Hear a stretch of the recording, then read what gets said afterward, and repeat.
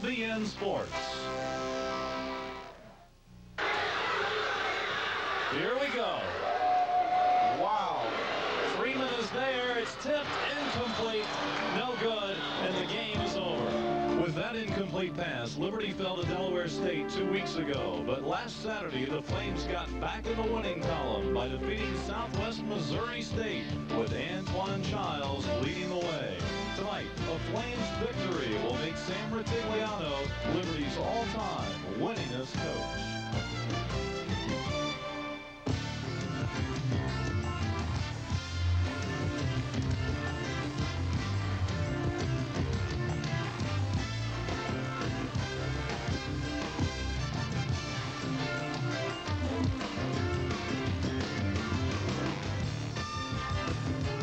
From Liberty Stadium, Lynchburg, Virginia, it's NCAA college football. Tonight, Liberty takes on Division II Catawba.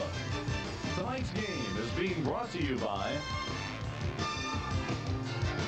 Coca-Cola Bottlers of Lynchburg, by Transamerica Duplicators for all your duplicating needs, by Brio Marketing Group, by the Blue Ridge Agency, by River Ridge Auto Body, by the LUAA, the Liberty University Athletic Association, and by the 1994 Living Christmas Tree presentation, More Than Gold. Welcome to the top of Liberty Stadium in Lynchburg, Virginia. I'm Mike Tilley. Glad you could join us. The Flames come into the game with a 2-4 record, holding on to the hope of making it into the playoffs. Catawba, meanwhile, just one win in 1994. My privilege to work with Ray Jones here this evening. And Ray, you know, it's Game 7 on Liberty University's schedule. The Flames coaches thought they would be 4-2 instead of 2-4 tonight. Well, they sure did, but it didn't work out that way. A lot of things went wrong, some critical injuries, some close ball games, some mistakes at critical times, and just at times some bad execution. That put them in the hole they're in tonight. Well, Catawba is experiencing quite a few injuries as well, and they're looking to a junior fullback to lead them. Oh, they certainly are. They're looking to T.O. Wilson. He's their fullback, but he's a small fullback, about 210 pounds. He's quick, had 111 yards rushing against Elon, and their coach says that if anybody can make something happen tonight, he will. He's the man they're going to. Meanwhile, Liberty University, same guy, strong arm, Antoine Childs, who just missed the miracle last week. He'll be playing quarterback. He's thrown for over 1,600 yards this season. You know, it's been a tough year for the Catawba defense. Over the last 3 games, they've given up an average of 63 points per game. And so, as we turn to the keys to the game, Ray, one word stands out. Oh, keys to the game are very simple. Defense. They got to play good defense. Point 2, great defense. Point 3, better than great defense. They've got to play the tremendous defense if they expect to be in this ball game tonight. And then for Liberty University, they've got a few keys to the game they've got to do as well. First of all, very simple. This isn't Christmas. Don't give away any gifts. No fumbles, no interceptions, no turnovers. Also, they've got to control the ball. Keep things at their pace. And finally, number 3, stay with the game plan. Don't get too fancy. Don't get out of your game plan. Well, the Flames have the 12th best offense in NCAA Division I AA entering this week. So as we look at these teams and compare them statistically, you'll see very quickly that Liberty is over 400 yards a game in total offense, but allowing about 390 yards a game defensively, which is offsetting that this year. Catawba giving up about 455 yards a game and gaining less than 300. Really, Catawba is having trouble in the turnover category, minus 12 this year. We're counting down to kickoff. Liberty University and Catawba College set in the Blue Ridge Mountains, and we'll have the kickoff in just a moment.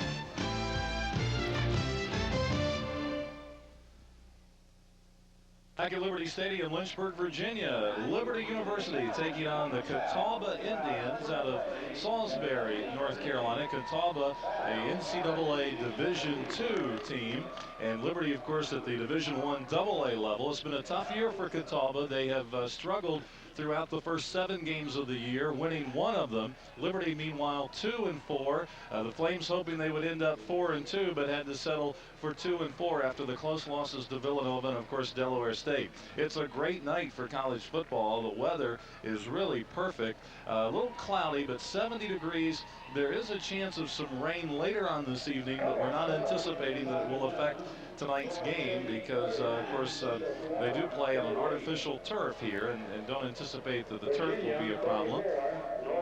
Ray, the students for Liberty University are not here tonight. It's spring, or actually fall break for them, and so a number of folks from the city have made their way here, but it's not necessarily a Liberty crowd tonight, at least from the student body perspective. You know, the last time these two teams played was 1981 when Catawba won the game 30-22 to even the series at 2 wins apiece, but, you know, that was 13 years ago, and while Catawba continues to play at the Division II level, Liberty moved on up to Division I AA. And here come the Liberty Flames.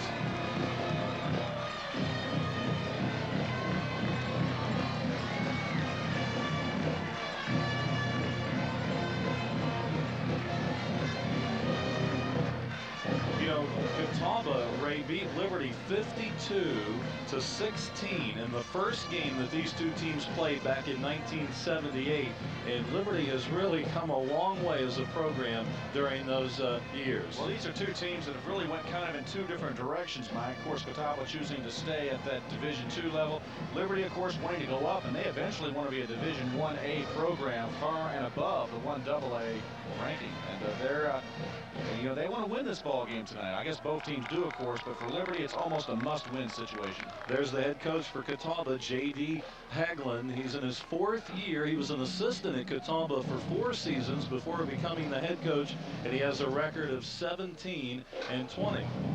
Yeah, he's been there a while, and of course on the other side of the ball you've got Sam Rutigliano, former AFC Coach of the Year in the NFL, and should he win tonight, Mike, LU's winningest coach of all time in the short history of the school, and this is one, you know, he doesn't care for records a whole lot personally, but it's one that the Flames fans would certainly like to see him get. And of course Rutigliano is 33 wins and 27 losses as Liberty's head coach. The number of scores across the country with games taking place today. Florida State beat Clemson 17-0, a shutout for Florida State. Virginia Tech continuing to win 45-7 over Pittsburgh. Troy State beats Central Florida 39-38. The Flames play Central Florida next Saturday, and Central Florida rated 14th in Division I AA, and so they will come in hungry, no doubt. Villanova beats Northeastern 13-9, and the Wildcats continue to win. Nebraska knocks off Missouri 42-7 today. Delaware State big over Morgan State 50-21. The Hornets continuing to do well in Division I AA as well. Boise State a winner over Montana State 38-10. Alabama Birmingham knocks off Charleston Southern 54-14. Some of the scores from across the country as we get set for number 4 Courtney Freeman, waiting back about the 10-yard line along with Bobby Jones, and Jason Norton kicks it off for Catawba. A short kick handled at about the 30-yard line. It's lateral back to Freeman, who's at the 30, gets up to the 40, and goes down at the 43-yard line. So the Flames use a little trick of their own to get off to a quick start up to the 43. Well, that's the one you don't see too often. A little spot class pass on the kickoff, Mike, and that's real unusual. The Flames should pull a little something out of their hat early. Number 8 is Antoine Childs, Liberty's star quarterback, really. Over 1,600 yards passing, 8 touchdown passes. He's completing about 57% of each of his passes this year. And he sets the team at the 43-yard line, first down and 10 for the Flames. And the handoff to Worthington in the backfield, gets a nice block, and he's across the 45-yard line. Nice defensive play by number 28 Marcus Bell from Grover, North Carolina, to trip him up, but not before he picks up the first down. Lawrence Worthington, a true freshman for Liberty, and he can scoot. Got good speed and also a good pair of hands. They'll dump that football off to him quite often. Worthington with out of Edgewood, Maryland. He's second on the team in all-purpose yards as you look at the offensive line for the Flames. And then that backfield, Cook doing a great job receiving along with Freeman this year.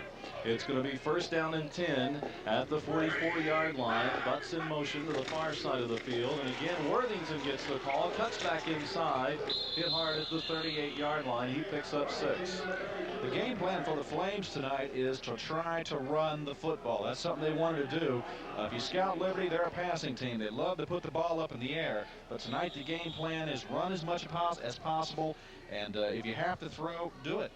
You know, Liberty was talking earlier, as you look at that defensive unit, Coleman, Klima, Horn, and Burnett across the front. And there's a look at the linebackers. 4 linebackers there. The corners are Brinkle and Harvey. And Fritz is the safety. In motion, go the Flames. 23, Duncan. And the handoff again to Worthington. 3 plays. Worthington carries all 3. Picks up 1 yard. It's going to be 3rd down and about 4. Worthington took the handoff going to the right side of the line. He actually tripped over Chris Good, an offensive lineman who had, in attempting his block, had fallen down. You know, Ray, you were talking about Liberty's efforts tonight, a goal of running the ball. In the past, the Flames have thrown about 75% of the time, running about 25% of the time. And tonight, the goal was to run 75% of the time, sort of reverse those. So look for the Flames to try to run it 3 out of every 4 plays and fine-tune this Liberty offense. Butts was in motion. Worthington again carries the ball. He has the first down at the 31. Well, we talked to Coach Bob Leahy, the offensive coordinator for the Flames, earlier in the week, and he told us that if Catawba drops back 4 defensive backs, they're going to run the football. But if they challenge the Flames on that and drop only 3 back, then the Flames will be forced to go to the air. And so far in this ballgame, they have dropped back that 4-back set, so Liberty's been running the football, and quite effectively at this point. Antoine Childs, the junior from Water Lakes, Florida, transferred from the University of Florida, having a remarkable year, leading the Flames. He's actually 12th in 1AA in total offense as a quarterback as well. But now he gets some pressure.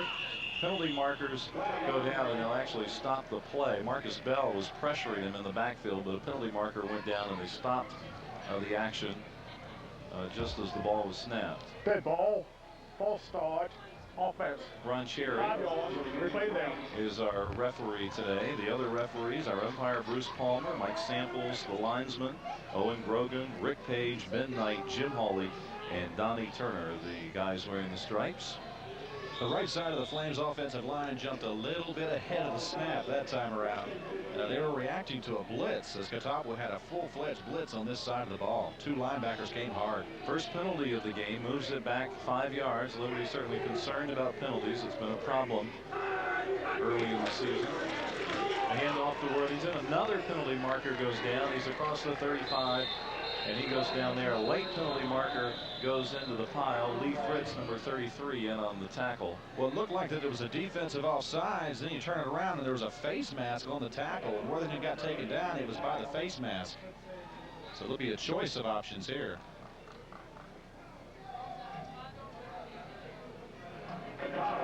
Sure enough. I got them both, Mike. You got them both. What a referee, Ray. You're wearing a blue shirt, though. Yeah, well, I couldn't take the pay cut.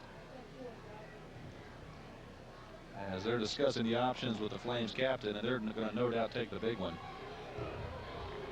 Offsides. Refuse. Face mask, 5 yards. Enforce, 5 yards. So an inadvertent face mask, only 5 yards. And we'll still play first down. They will not lose the down on that, I don't think. So the Flames will continue the drive. It began at their own 43-yard line. And it's now at the Catawba 30. First down and 8, under 12 minutes to go in the first quarter. No score. The opening drive of the game for Liberty. Duncan in motion to the near side. Childs looking to throw, and it's incomplete. Good defensive pressure. Number 57 getting in there. Ronnie Bowser to knock it away. William Allen was the intended receiver. Well, that was just a case where that was not the primary receiver. He really wanted to go somewhere else, found his other people covered, and then tried to go up the middle. A little too much zip on that football. One thing the Flames were talking about is that the offensive unit has performed relatively well for both of these teams. Liberty's offense has done well throughout the season, just wanting to refine a few things. Catawba's offense has been an average offense for Division II, but both teams are trying to work on their defenses here tonight. Catawba's going to be tested early. Across the 25, the 20-yard line goes Lawrence Worthington, number 32, and he's got the first down. A little dump off screen, and Worthington is so quick he outran his blockers. Childs drops back. There's Worthington faking like he's going to block. Now he goes for the middle screen, takes the ball. Now watch, he's going to outrun his lineman. There's his lineman trying to pick up blocks, and he's way past him already. And that's how he's eventually brought down by number 49, Jay Foster. Ball inside the 20-yard line. First down and 10. For the Flames, who are looking for 2 victories in a row tonight after beating Southwest Missouri State a week ago. The handoff to Worthington, turns it back, picks up 3 yards. Steve Goulbourne, the freshman from Miami, made the tackle. Worthington tried to bounce that one outside in the opposite direction from where the play was planned as the hole closed down, and it just could not do a whole lot with it. Look, he's going to hit the line, and there's no hole. So now he's going to turn and try to reverse direction all the way to the right side of the football field, and there's just not enough room as Goulhart brings him down. A gain of 3 officially. It's going to be second down and 7. Again, the Flames using that motion in the one-back pro set. Worthington at the 10-yard line, and he's met by white jerseys there. A gain of 5. He's just short of the first, so it's going to be third down and 1. You know, Ray, one of the problems the Flames have had, and we saw it 2 weeks ago against Delaware State, was they moved the ball well, but once they get to the 10-yard line, they had trouble. Yeah, so it always seems to be that way because defenses tend to stack the middle more. You see Worthington, he's not been able to go to the hole he wants to. He has to cut it back, and he gets a good gainer, but look at all the blue helmets hitting him. You know, you're going to take a beating that way as a running back, and you've got to keep cutting things back through. So the Flames have got to pick up more linemen or go to the air to score from inside the red zone. Butch Jennings, number 45, is now in the backfield. He had an injury, but he's come in to carry for the first down. He's across the 5-yard line. It's going to be first down and goal. Butch Jennings is really quite a player. He's big. He came in weighing about 275. He's lost some weight since then, but he's big, he's strong, he's fast, and just a tremendous athlete. Watch him take the football. Look how good he moves for a big man. Just big strides, just banging through people, legs keep driving, dives out, plenty of distance for the first down. He could be something really special this season. He's played his role well in the backfield. Averaging about 45 yards a game. He's a Lynchburg, Virginia native. One of 8 local players to play for the Flames. He's hit hard this time right at the 4-yard line. Picks up a yard. It'll be second and goal. Well, that was a great fill by a defensive back. I believe it was number 8, Kevin Wilborn, who came up and made the hit, and he just came flying forward. If you're going to knock Jennings down, you've got to hit him a ton. That was impressive. That's all I have to say. That was an impressive stick for the little guy. Wilburn goes about 220, which is not little, but compared to Butch Jennings, that's pretty tiny. So it's second down and goal for the Flames. 8:40 to go in the first quarter. Flames have moved it primarily on the ground to open up the game. And offside, a little over anxious this time, was number 8, who did a great job earlier, Kevin Wilborn. And that penalty will move it half the distance to the goal. Well, Wilburn coming in on the linebacker blitz. So that ball, offside, defense, half the distance, still second down.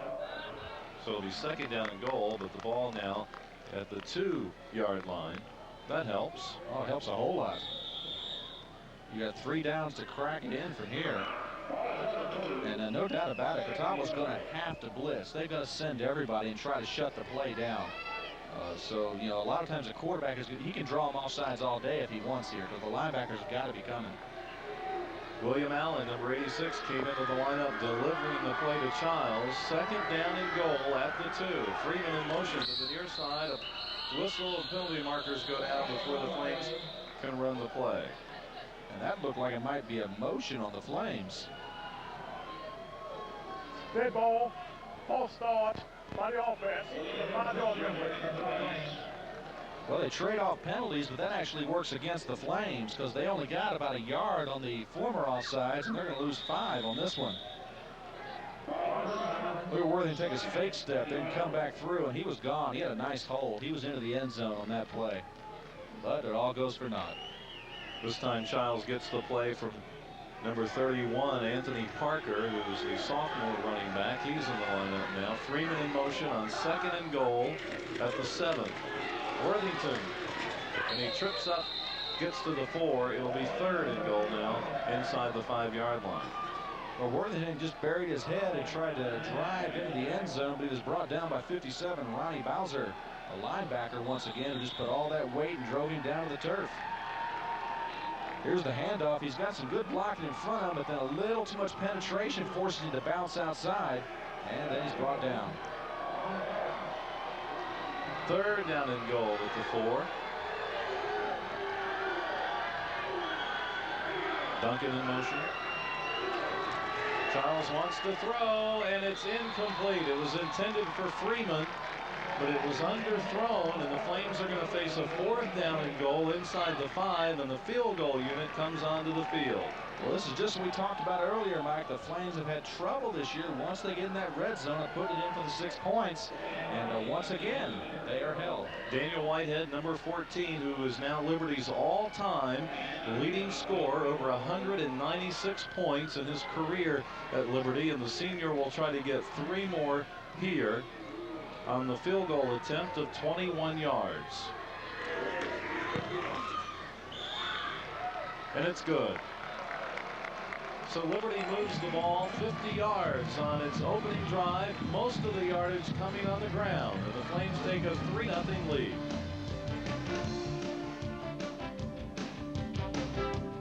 Just over 7 minutes to go in the first quarter, and Liberty on top of Catawba 3-0. The Flames moving the ball on the opening drive of the game and eating up some clock and moving the ball on the ground. Just under 8 minutes, 53 yards on 11 plays, and Whitehead kicking that 21-yard field goal. He now has 199 points, Liberty's all-time leading scorer, and his kickoff mishandled at the 15-yard line and out of bounds. Number 35, Owens, was actually trying to make the catch, and he bobbled it out of bounds, and so that's where the Indians of Catawba College will start offensively, officially marked at the 14. Well, that's rough for Owens. He had plenty of time to make that catch and make a return on it, but he just hit his hands and bounced right out of bounds. So Catawba forced to start in terrible field position on their first drive. The Catawba Indians will go with number 7, Kevin Brown. There are 4 freshman quarterbacks for Catawba, and they're all here, and they all sort of rotate, but Kevin has certainly been the one to come on as of late, and his pass is complete to J.R. Gibson, a gain of about 3 yards. Kevin Brown, a 6'3", 200-pound redshirt freshman who has 5 touchdown passes, but has thrown 6 interceptions this season, is the man who gets the call. Let's look at Catawba's offensive line, and you can look at the guys who are primarily, a lot of them backups who are filling in for a number of injured. And in the backfield, Gibson and Bell will touch the ball a lot. T.O. Wilson, of course, the fullback, and Parks, who was scheduled to start, but Kevin Brown is starting quarterback tonight. The handoff to Wilson, who we told you about in the pregame, and he picks up 2 yards. It's going to be 3rd down and 5. Well, I'll tell you what, he got hit a ton. That's just tremendous swarm tackling by the Flames defensive line. I mean, they were just blue bodies flying everywhere. Watch this. Wilson gets the handoff. Now watch him start getting popped. And people are going to be diving on top, still popping him, still popping him. I mean, everybody wants a piece of the ball carrier, even if he's flying a little late there. So that's just tremendous swarm tackling by the defense. Bomar, Freeman, Clark, and Gresham, the line. Cochran, Drake, and Long, the linebackers. And the secondary has shaken up a bit. We might look at that for you a little bit later with Murray getting his first start. Brown chased and down at the 20-yard line. Good defensive effort by the Flames, and it's going to force Catawba to punt. Well, Catawba is a option team. They run the option, but that time around the assignment on the quarterback went to David Long, a linebacker, and he just played it perfectly. He just went right with the quarterback and threw his 248 pounds around him and threw him to the turf. Jason Norton, number 86, is the punter for Catawba, 42 yards per punt, and he is really the 4th best punter in Division II of the NCAA, and he's not only the punter but the place kicker on this team, and he can really do a great job on both sides. Nice spiral punt. Bobby Jones takes it at the 30-yard line. He's up to the 40, trying to retreat. And he'll have to go down right there at the 40-yard line. So it's a 48-yard punt for Jason Norton. And with that, we'll take a break and come back. 4:47 to go in the first quarter. 3-0 Liberty.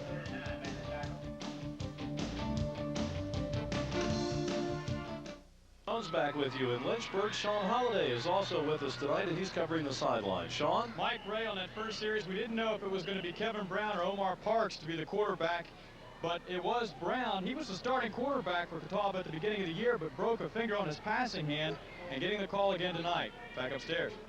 Okay, thank you, Sean. And both these teams really have had a number of injuries this year, Ray. Oh, certainly for a quarterback, you break the finger on your passing hand, that just throws everything off, even when you come back. So that could be something to look for as the game goes on. Antoine Childs, the Flames starting quarterback in the lineup. First down and 10 at the 40-yard line. Worthington, the lone back in the backfield, and Robert Butts will go in motion to the far side of the field. Flames will throw on first down.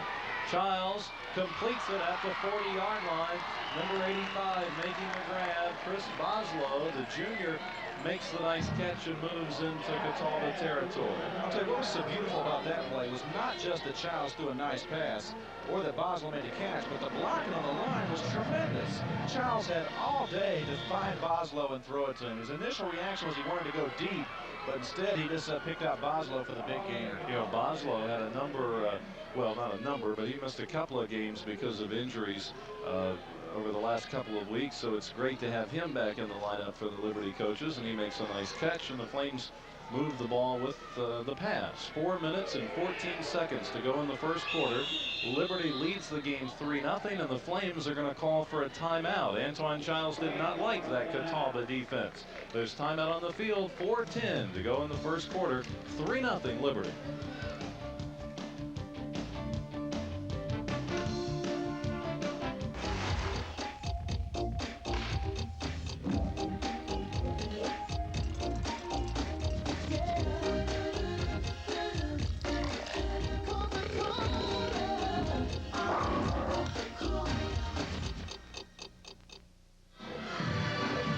University's Spirit of the Mountain Liberty Marching Band performing for the fans who are here, and they'll perform at halftime. You want to stay tuned. We have a full halftime for you. There's Lawrence Worthington averaging close to 5 yards a carry, but he's on the sideline, and the Flames have a first down and 10. Childs will throw again. Looking long to the end zone. Caught. Touchdown. William Allen, the senior from Richmond, Virginia, makes the touchdown catch, and the Flames go on top 9-0. Well, you talk about wide open deep. William Allen just, he was all by himself. He had no friends out there at all. All Childs had to do was get it to him. Childs rolling to his right, throws it off one leg. Look at this. You talk about perfect target. Boom, touchdown. The closest defender was number 8, Kevin Wilborn, but he was at least 10 yards away. Boy, good blocking. Look at the misdirection. How many blue shirts were going to the right? Whitehead comes in to attempt the extra point. He is 16 of 16 on extra points and make it 17 of 17. He's perfect, and he's got 200 career points at Liberty. The Flames lead at 10-0 with 4 minutes and 3 seconds to go in the first quarter. The Flames strike quickly. Well, I'll tell you what, the Flames go to the air. When Childs gets a man that wide open, he's going to hit him, Mike. The guy's got a gun. Even if you think it's going to be a run, your defensive backs have got to play pass till the last second. And that was just a case where coverage dropped off, and William Allen was all alone. And there's Sam Ritigliano, or I should say Jerry Peter Kuski, defensive coordinator, talking to his troops out there.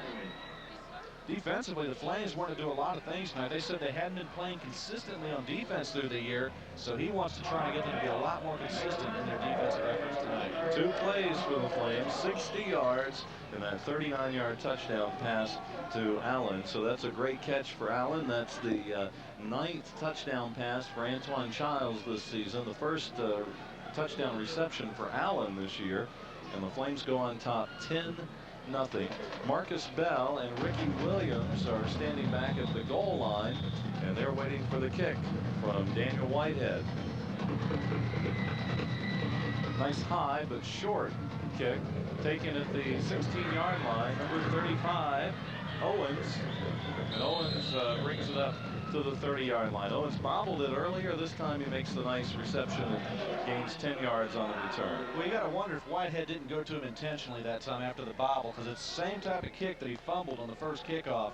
and it went right back to him. But Owens redeems himself. He gets a nice little gain. One thing the coaches for Liberty talked about earlier this week is how impressed they have been with the special teams play this year of the Flames. Certainly, they've got a lot of turnovers off the special teams alone, and that's been one of their high points of the season. Kevin Brown brings the Catawba Indians to the line of scrimmage. He's getting some pressure, wants to dump it out. Pass intended for number 25 falls incomplete.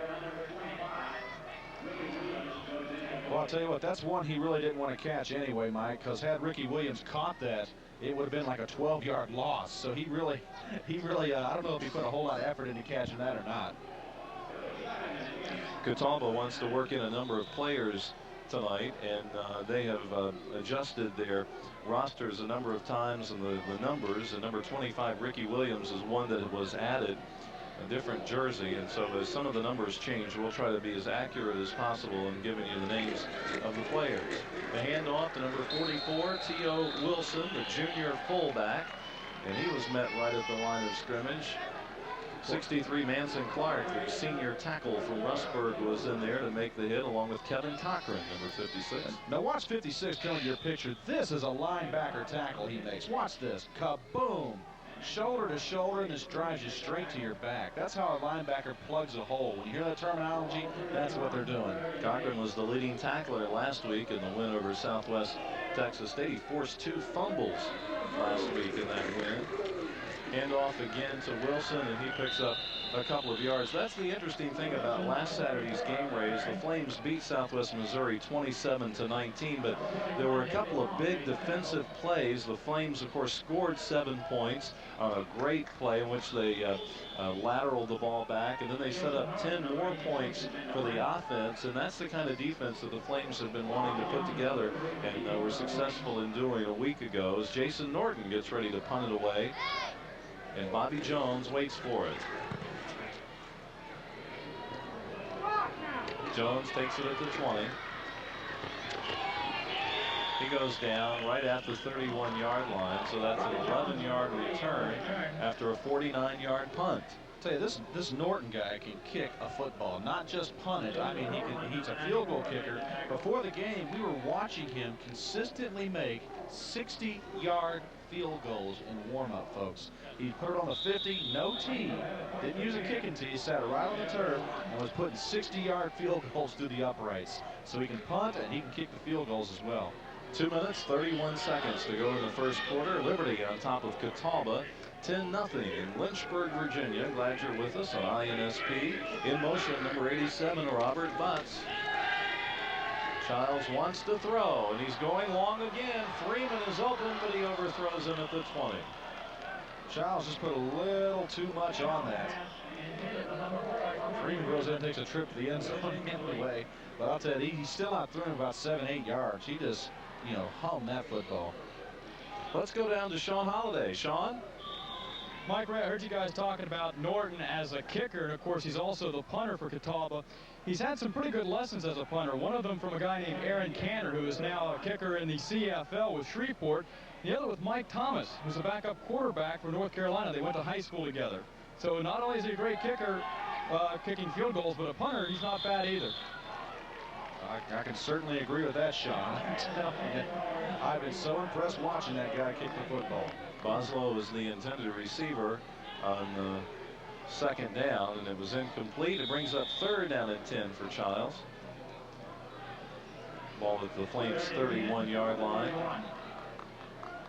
And Flames checking in and out a host of players here. Butch Jennings, 45, was in the lineup. He's come to the sideline, and Worthington is the Flames' lone back. Freeman split out to the near side of the field, and he has speed, and I'm sure the Flames would like to exploit it here on 3rd and 10. Freeman, the intended receiver, but again, Childs overthrew him, and so the Flames will have to punt for the first time tonight.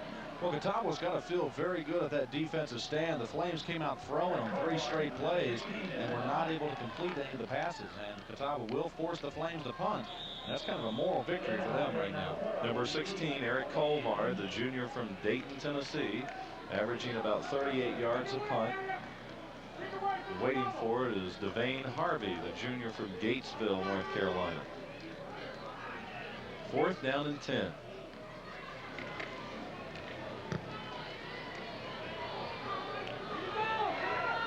Fair catch called, but the Flames run into Harvey. Looked like Mike Brown, number 6, ran into Harvey. He called for the fair catch, and so that's going to be a penalty on special teams. Well, that's one of those situations even where Harvey wasn't even going to catch the ball. He was just calling fair catch and hoped that the ball would bounce behind him. And there you see him, he has no intention of catching it. Then he gets run into right there.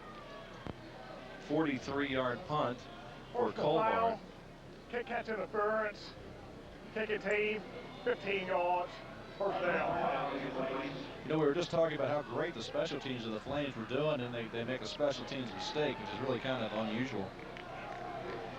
Well, that was difficult, I think, for Mike Brown, number 6, to see because he didn't see the ball coming into the picture, coming into his visual sight. I think he thought the ball was actually going over the receiver's head, and he didn't knock him down, just tapped him, but that's enough for the penalty. First down and 10 for Kevin Brown. He's going to throw, and it's incomplete. It was intended for number 80. Yeah, that's going to be interference, though, Mike. They were bumping and running on the coverage. Well, number 80 is in the lineup for Catawba, but he's not listed on the roster, so we'll try to find out who that is for Catawba. But there was some bumping there right at the linebacker area. And that will go against the Flames. That's a big one. So 2 big penalties right in a row. On the defense, automatic first down. That was a nice play-action pass. That's what Catawba will do. They'll fake the handoff, then come up throwing. That's called play-action. And I know J.D. Hagelin's got to be real happy with those 2 penalties. And he's forced the Flames into 2 errors. Under 2 minutes to go in the first quarter.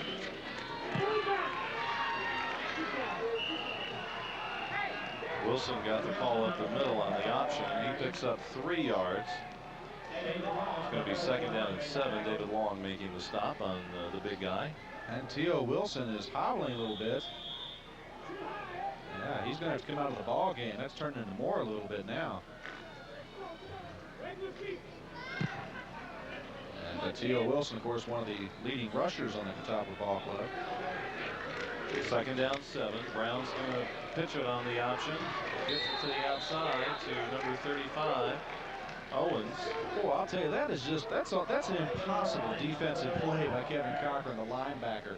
Catawba's running the option, and you assign people. You've got quarterback, you've got the halfback, and Cochran ran up on the quarterback like he was going to tackle him. Well, you're going to see it right here. Quarterback runs over, number 56, Cochran's going to tackle him.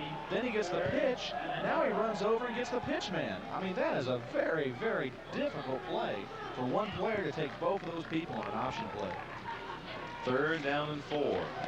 Brown going to keep it this time, has the first down across the 35, the 30, and he goes down at the 23-yard line. The ball was fumbled out of bounds, so it was still belong to Catawba, and the Indians now are starting to move the ball offensively. Now that's the option play that works, Mike. This is what happens when somebody doesn't take quarterback and halfback. Man takes halfback, quarterback keeps it. And there he goes. Everybody's taking halfback that time. Nobody took quarterback. He still tries to pitch it. This is the amazing part. Ball gets away, but goes out of bounds. Marcus Leggett came in to make the hit and finally bring down Brown. You know, the problem for Catawba this year has been turnovers, or at least one of them. They are minus 12 in the turnover ratio, so they're fortunate enough to cough it up there. 37 seconds now to go in the first quarter. Liberty on top 10-0, but Catawba moving the ball on the option. This time Brown tripped up, but he stays alive and gets to the 17. That's a gain of 6.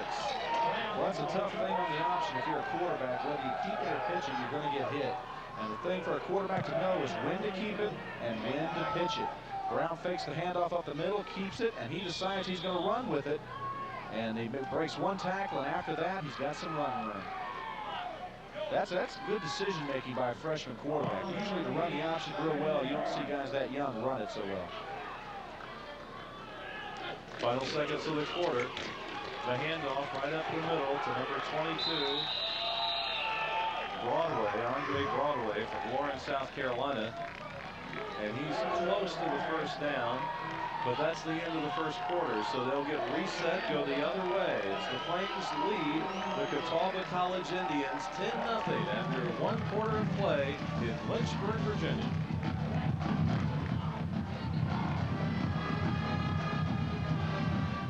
About to start the second quarter in Lynchburg, Virginia. Catawba trailing Liberty 10-0.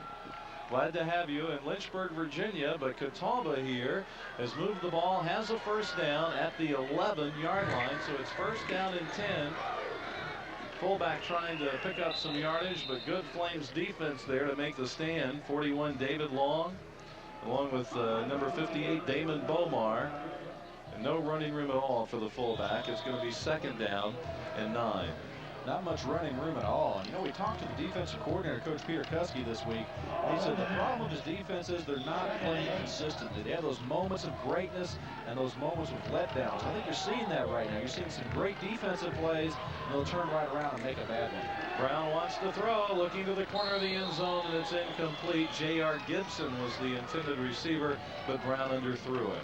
Well, Brown took a lick as soon as he let that ball go. A big defensive lineman came flying in, and he was not able to follow through on the pass.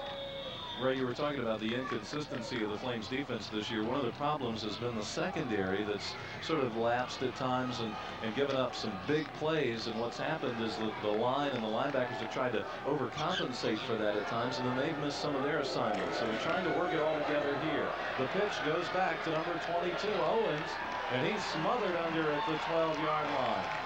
Boy, everybody got involved in that tackle. About 11 blue jerseys sitting right there. Number 22 is actually Andre Broadway, the fullback from Lawrence, South Carolina, but he met some blue jerseys on this play. Well, I'll tell you, a lineman gets through way too soon for them to commit the option play, and there's just nothing there for Broadway, even though he gets the pitch. And Brown did a good job pitching it to him. He was almost suicidal. Going to be fourth down and 12, so it's field goal time for Jason Norton, who is 5 of 9 on field goals. This is a 29-yard attempt. And it's good. So Jason Norton now 6 of 10 on field goals. By the way, he is 3 of 3 on field goals over 50 yards, and he has a 52-yard field goal this year. So he, as we talked about, has a strong leg. This one a little bit easier, but it's 3 more points for Catawba, 10-6, just underway in the second quarter. Well, I'll tell you what, that's a score they needed. They needed a confidence builder right away because the Flames took it to them in the first quarter, went up 10-0. That field goal gets them right back in the ballgame now. They're just 1 touchdown away, so that's a major deal. Meanwhile, the Flames, they've got some defensive adjustments to make, no doubt about it. Coach Peter Kuski could not be pleased with that defensive series. As you mentioned, Ray, it is 10-3. Liberty leads Catawba by 7, just underway in the second quarter. Glad to have you with us in Lynchburg, Virginia. The Flames, of course, have this game here, and then they have Central Florida, the 14th best team in Division I AA, coming up next Saturday. Then have to go to Boone, North Carolina to play Appalachian State, another tough team out of the Southern Conference, and then back home on November 12th and 19th to host New Haven and Charleston Southern. Should the Flames win the remaining games, they would go 7-4 on the year. And Coach Rutigliano has said that 7-4 is in some cases, and it depends on the year and how the other teams do, but 7-4 could be good enough to make the top 16 in Division I AA and have a shot at getting into the playoffs. That's certainly what the Flames are hoping as we move into the season. Flames on the kickoff were in trouble there, but goes out of bounds at the 35. It'll be the Flames' ball. They were in trouble because Catawba could have picked it up. Well, that was a tremendous planned kickoff. That was a mile high, but only went about 20 yards. So what they were hoping would happen would be that the ball would drop down and one of their own men could get it. However, it hit off Tony Dews. He fumbled it, worked out perfectly. But unfortunately, Catawba was not able to recover the fumble. Norton's 29-yard field goal, 45 yards, 8 plays on the scoring drive for Catawba. And that made it 10-3, and now Liberty goes back on the offense at the 34-yard line. A handoff to Jennings. He finds a hole and bursts up for a 10-yard gain. Makes it a Liberty first down at the 45. Jennings has some speed for a big guy. Oh, he does. He just puts his head down. He has that low center of gravity, and he's flying. Watch him take this handoff. Now he just gets down and look at him, just flying through that hole. He's so hard to bring down unless you do exactly what Catawba did right there, and that's hitting low. Lee Fritz, the junior from Matthews, North Carolina, made the tackle, but not before Liberty picked up the first down at the 45. Antoine Childs, the Flames quarterback. A handoff and good defensive play by number 99 to get back there and make the stop for Catawba, Mike Drumright. That was a good play to get in there and trip up Butch Jennings. Well, great penetration coming from a defensive end position, and Jennings never had a chance to get started before he's brought down. That's a good rushing defensive end right there. Mike Drumright, number 99, making the nice stop. And it's 2nd down and 9. Jennings still in the lineup as the lone back as the Flames one back throw set offense. Childs' pass complete to Duncan. He's out of bounds. I thought he was out of bounds. Not yet. No, but he has the first down because he did not go out of bounds. He picks up 11. Marcus Bell hit him and has the first down. Boy, he caught that pass, and he really had nowhere to run. Coverage was not bad. But once he catches this pass, he gets hit a ton. Childs has plenty of time. Pass is caught. Now, as he turns to go upfield, here it comes. He's going to start getting hit by everybody, but initially it was by Marcus Bell. And he's trying to drive those legs, and here comes the reinforcements. Bell is trying to strip the ball as well. Oh, you've got to do that in this situation. You get a turnover here, and you're back in the ballgame. Appalachian State leading Marshall, Colorado over Kansas State in the first quarter. First down and 10. Jennings, the 40-yard line. He picks up 7 yards on first down.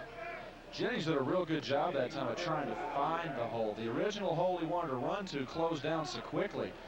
Take a look at it. Here's Childs going to give the handoff. Simple dive right off tackle, and he has to veer outside as big number 99 clogs up the hole and eventually ends up making the tackle. Steve Gilborn, number 24, also in there. There's a look at Jennings, senior, originally from Lynchburg. Played at Virginia Military Institute. That's about 60 miles from here in Lexington, Virginia, but wanted to settle in Lynchburg. Jennings again on the call, turns it back inside, and has another Liberty first down. He's really a great story. When he was in high school, he always wanted to be a running back, but, you know, being that size, they put him on the line naturally. And then he went to college, was still begging to be a running back, and finally got his chance. And as you can tell, he's made the most of it. Made the team as a walk-on back in the spring. 11 minutes now to go in the first half. Liberty leads Catawba 10-3 as number 85, Chris Boslow, brings in the play. Courtney Freeman, number 4, has left the game, and there's Jennings. Still looking for his first touchdown. Maybe he'll get it on this drive. First down and 10 for the Flames. Jennings. He picks up 5 yards, crossing the 30-yard line. Well, when I look at Jennings, I do not think outside runner. I mean, you still think that. You think the guy's going to bust it up tackle. He's going to take the little pitch, takes a counter step, comes back, and now he's headed outside the whole way. But he's brought down by Steve Gilborn and makes a great low tackle. Look at that, right there on the legs. That is the only way you're going to bring Butch Jennings down. And give Steve Gilborn a lot of credit. Number 24 for Catawba. He knows that, hits him at the knees, and down he goes. Jennings remains in the lineup, in the backfield. In motion goes Duncan. Childs wants to throw, putting some pressure on that secondary. Duncan makes the grab, and he's out of bounds at the 13. First down, Flames. Well, Childs made me think he wanted to go deep to the end zone. I didn't even look at that, medium receiver there halfway between the short man and the long way, man. And Childs just dumps it over. Everybody else threads the needle right into the receiver's hands. Does it on the run, too. I mean, that's just pretty. And after that, it's just kind of who can drag him out of bounds. And the man who did that was Lee Fritz, who was playing a little tight defense on the up man. There's Coach Rutigliano talking to Duncan on the sideline. So he's out of the game on first down and 10, under 10 minutes to go in the half. Childs barking out the signals. Jennings, he gets 4 yards on the play. He's up at the 10. Well, Worthington was the workhorse on the first drive that the Flames had. This time it's Butch Jennings. So the workload being spread around a little bit. as we get to see Jennings once again do his stuff. Good hard run right up the middle, and Jay Foster finally the man who brings him down with a low tackle. Say this one's about the Catawba Indians. They have been coached well. They know how to tackle low. Liberty with 11 first downs here in the first half. Flames continue to move the ball well, averaging over 400 yards of total offense a game. Jennings had a hole for a moment, but he had to bulldoze his way close to the 5-yard line. Well, I'll tell you, Jennings just made a tremendous run that time. Mike Drumright was standing right in the hole, and watch Jennings hit him. Number 99 is going to appear on your screen. Okay, bang. Just drives him right over it on his back. That's one of the best runs Jennings made tonight. That was just a power run. So, Ray, I was going to say the Flames now have moved it to the 6-yard line, but face a 3rd down and 3. Jennings will try to come up with the first down. Turns it back inside, and he has the first down for the Flames inside the 2. I was expecting a power run from Jennings once again, but as he moved up towards the line, there wasn't anything there, and then he did something he does so well for a big guy. He bounces it outside for the first down. He's going to take the handoff. Nope, nothing inside. Let's look outside. Oh, let's cut back inside. And finally brought down by Steve Gilmore once again, who was becoming close personal friends with Butch Jennings. So Jennings will come to the sideline, pulling that helmet off, getting some air, and boy, he needs it after all that running. Like 40-yard dashes. First down and goal for the Flames.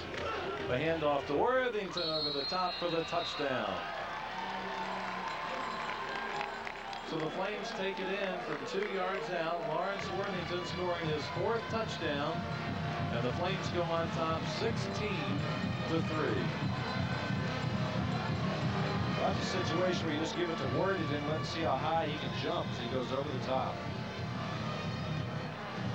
There's the handoff. It's Superman. Touchdown. Daniel Whitehead will come in to try to get his 18th consecutive point after touchdown.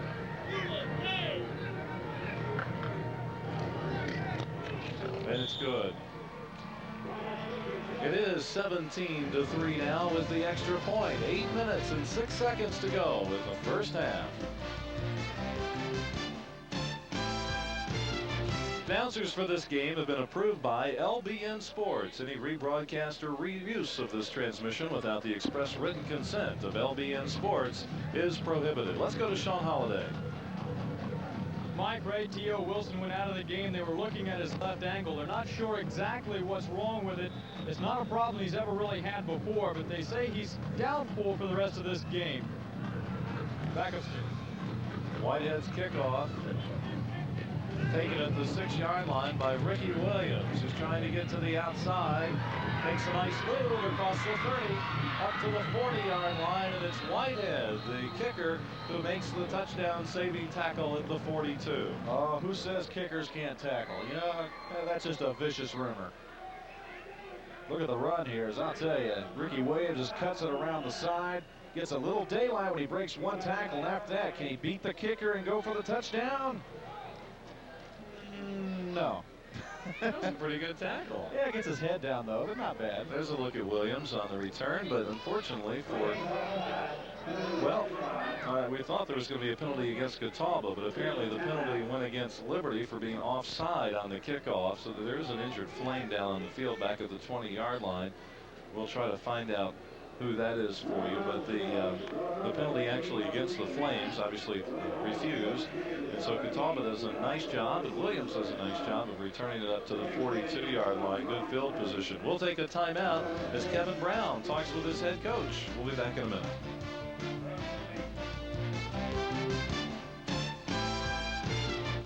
Liberty leads Catawba 17-3 in Lynchburg. The Flames injured player on the field, number 49, getting up now, Changa Cooper, a freshman from Fort Myers, Florida, who was playing on the specialty teams. He's having to limp off the sideline. Dr. Greg Albers there along with Mike Cargill. Mike Cargill is the Flames head trainer there on the right. Mike's a new father now. He and his wife Susan had their first child born a couple of weeks ago. So Congratulations. Yeah, it's tough on a trainer when his wife, you know, they have a kid and they're don't get to sleep very much at night the first couple of weeks, but Mike's out there, Yeah, doing some work. But they were actually able to take Changa off the sideline to he's on the Catawba sideline, but they'll work him away back over to the Flames side as Kevin Brown gets set on first down and 10 at the 43-yard line. And Catawba has done a pretty good job moving the ball here in the first half. well, not bad. They've not put a lot of points on the board, but remember, all they got to do is cross the 50, and they've got that field goal kicker who might be able to give them 3 more. Brown pitches back. Williams, he's hit behind the line of scrimmage. A nice tackle by number 24, who gets back there to make the play for the Flames. And of course, that's Marcus Leggett, the sophomore defensive back. This is how you play an option. First, one man nails the quarterback, then Leggett nails the running back. That was just beautiful stuff right there. Marcus Leggett having a pretty good season. Fastest player on the team, runs the 40-yard dash in about 4.2. And he had an interception last week. He's got 2 interceptions now in the 94 season. Brown wants to throw. He's going long, and it's incomplete. Almost picked off by number 22 for the Flames, who is getting some playing time tonight, Kenyatta Murray. We heard a great story about this guy. He in high school in his senior year, he had 16 interceptions, and look why. He gets one hand on this ball and almost brings it down for the interception. That's a name you're going to hear a lot of. This is his first start of the year tonight. Kenyatta Murray, number 22 for the Flames. The incomplete pass brings up 3rd down and 14 for the Indians. Just over 7 minutes to go in the first half. Brown, the 40-yard line, keeps it to the 46. He has a pretty good gain, but he's going to be in a 4th down and 7 situation, so the punting unit will come in. A lot of Flames were signaling there was a fumble, but apparently it was after the man was down. And Brown picks up a slight wobble. Look at this great fake to the fullback. Everybody thought the fullback had the football. Brown keeps it and then runs around the end for a slight gainer. Gets tripped up early, though. Flames number 58, Damon Bomar, making that final hit. Jason Norton to punt.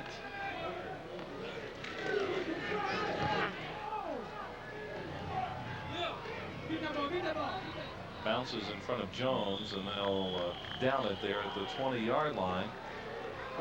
Catawba's 85, Alan Martin, downs it, and so Liberty will take over at the 20. The Flames came very, very hard trying to block that punt. They sent 10 men, and they all came, but were not able to get to the football. As is, it's going to be a pretty nice punt for Norton once again. He's had punts of 49 and 48 yards so far in the ballgame, Mike. Just showing that strong leg. So the Flames line up, 1st down and 10. 6:23 now to go in the first half. Liberty on top, 17-3. Lance Duncan on the sideline. That was 87 in motion. But Freeman is wide open. He's got the catch. He goes down at the 16-yard line. Number 4, Devane Harvey from Gatesville, North Carolina, made that touchdown saving tackle, but the Flames move it all the way to the 15. Let's go to Sean Holiday. So it's defense oriented, just couldn't. We'll check with Sean apparently in a few minutes, Ray. Let's look at this again. Well, this is the longest completion for Anton Childs of the year, well over 60 yards. Freeman hauls it in. Then it's a foot race between the 4s. Freeman tries a juke move, doesn't quite work as he's brought down around the ankles. So the Flames come up with a nice home run pass. 15-yard line. 1st down and 10. Jennings is in the lineup. And he fights his way across the 10 to about the 9. A 6-yard gain for Jennings. Jennings still not scored a touchdown this year. Ran 8 of 11 plays in Liberty's last drive. Man, that's a workhorse right there. And we're going to see him carry the ball again. And you've got to enjoy this. Look how he cuts back. Now he's just going to nail somebody. Boy, if you're going to tackle him, you better expect that you're going to get hit. Number 14, J.D. Davis, freshman from Salisbury, North Carolina. one of the 3 defenders to bring him down. Second down and 3. Jennings again. He's inside the 5. He has a Liberty first down. This Catawba football team, very, very young. I mean, they are freshman loaded with this club. We talked earlier about 4 freshman quarterbacks, but also they've got a lot of freshman players out there. And some we haven't talked about, Mike, they've actually got 4 players who are going both ways, offense and defense tonight, which is really unusual at this level of football. I think the coaches were telling us before the game that Catawba's had about 30 different players injured at one time or another throughout the season. Jennings, touchdown. He deserves that one. Boy, as hard as he's worked, they should give him 9 or 10 points for that one. I'll tell you, he just carried the ball the whole load on 2 drives. Flames go on top 23-3 on the 3-yard score for Jennings. This is a great hole. Jennings doesn't have to do a whole lot. He's got a big, wide hole, and he just cuts right in for the touchdown, untouched. Whitehead, 18 of 18 on extra points.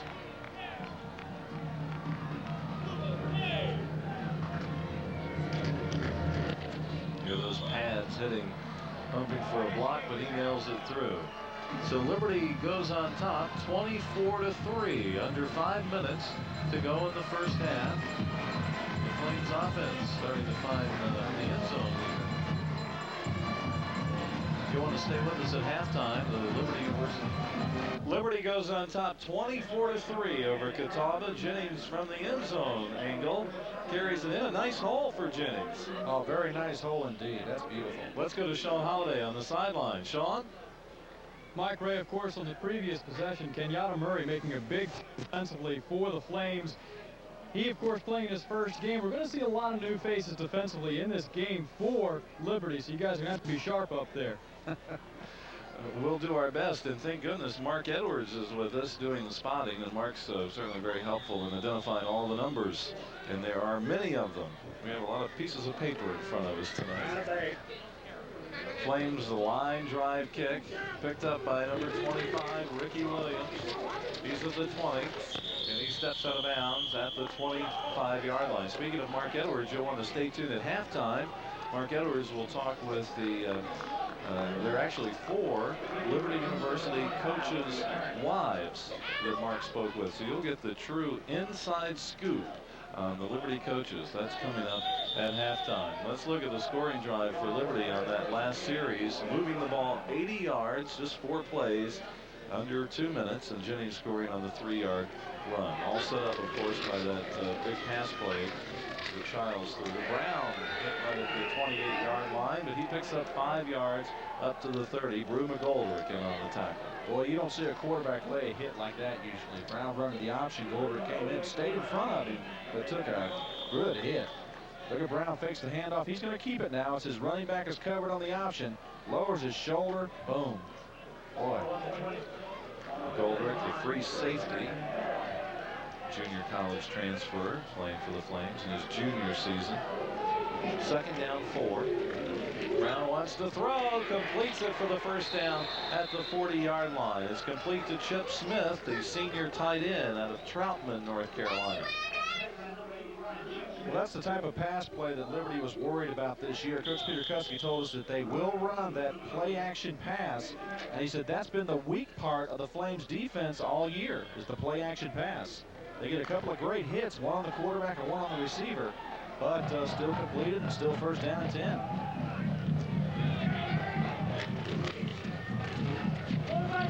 Brown keeping.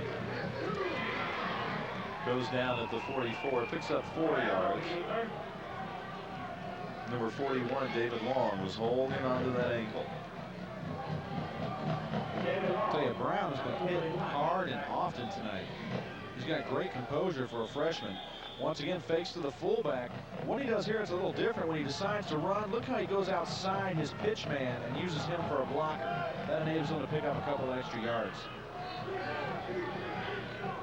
Second down 5.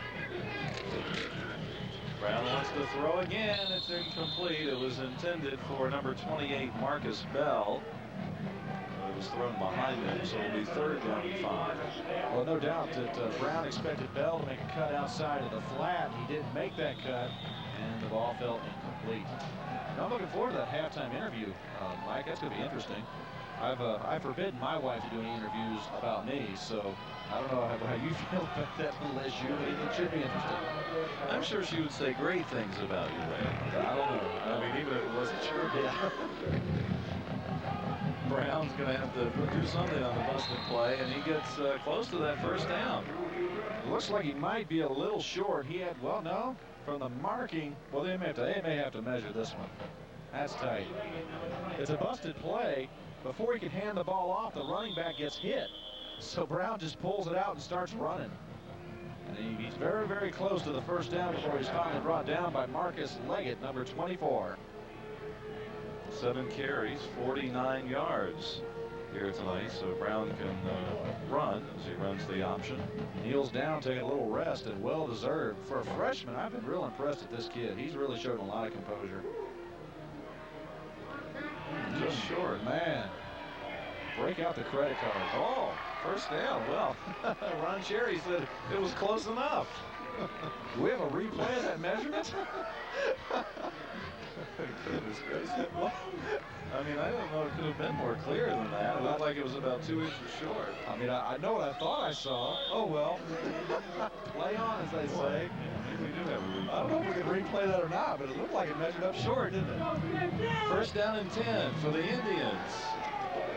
Brown's pass complete to number 13, Steve Ryan from Greensboro, North Carolina. And the junior picks up 3 yards on the play. It's going to be 2nd down and 7. Well, Ryan picked up that pass down on his knees. Pretty good protection here. And he has to drop to his knees to make the catch. Of course, in college football, you're down as soon as those knees touch. You don't have to be hit. Under 2 minutes to go in the 1st half. Catawba trying to come up with some points here. Number 22 gets the call, Andre Broadway. He's across the 35-yard line. He's got the 1st down. Well, very rarely tonight has Catawba actually handed the ball off to the fullback on the option. They've always pulled the ball out, and then the quarterbacks either ran it or pitched it. That time around, they handed it to him, and the Flames defense simply was not expecting the fullback to come through. High backfield this time. Brown's in trouble, but he gets to the outside, and he fights his way to the 3-yard line before Bobby Jones could grab him at the ankles. He picks up close to 5 yards. And Catawba is going to take a timeout. That's the first timeout for Catawba as Brown goes to the sideline. I tell you, Brown has just been taking a beating out there, and that's part of the option, by the way. Your quarterback's going to be hit a lot. I mean, he's bleeding out there. He's hobbled a couple of times. I mean, that's a guy that's a tough quarterback. Catawba is going to get the entire offensive unit over at the sideline. That's unusual. It certainly is. They've got everybody who plays offense over there, even the guys who are on the bench. Let's take a look at that last play here. This is just a beautiful effort on Brown's part. He's going to take the snap. Now, it's an option play. Fakes to the fullback. Pitchman's is covered. He almost gets tackled. Look at him turn around. Now he's just going to fight for daylight. Breaks 2 tackles, picks up some blocking, and finally just gets him right around the ankle to bring him down for a short gain. Good tackle by Bobby Jones. I've been so impressed with this Brown tonight. He has just been so impressive playing that quarterback position. J.D. Haglin, the head coach, over on the sideline in the coat and tie and tennis shoes for Catawba, and he played quarterback at Clemson, Ray, for a couple of years, and ended up being a wide receiver for the Tigers down in Clemson, South Carolina. So he knows something about offense, and he's trying to build an offensive unit for the Indians. There are a lot of young kids, and as we talked about, 4 freshman quarterbacks, but they're freshmen now, but a couple of years from now they'll be experienced and big-time players. Some movement on the line. It looked like number 59, Scott Wood, jumped offside. Should go against Catawba.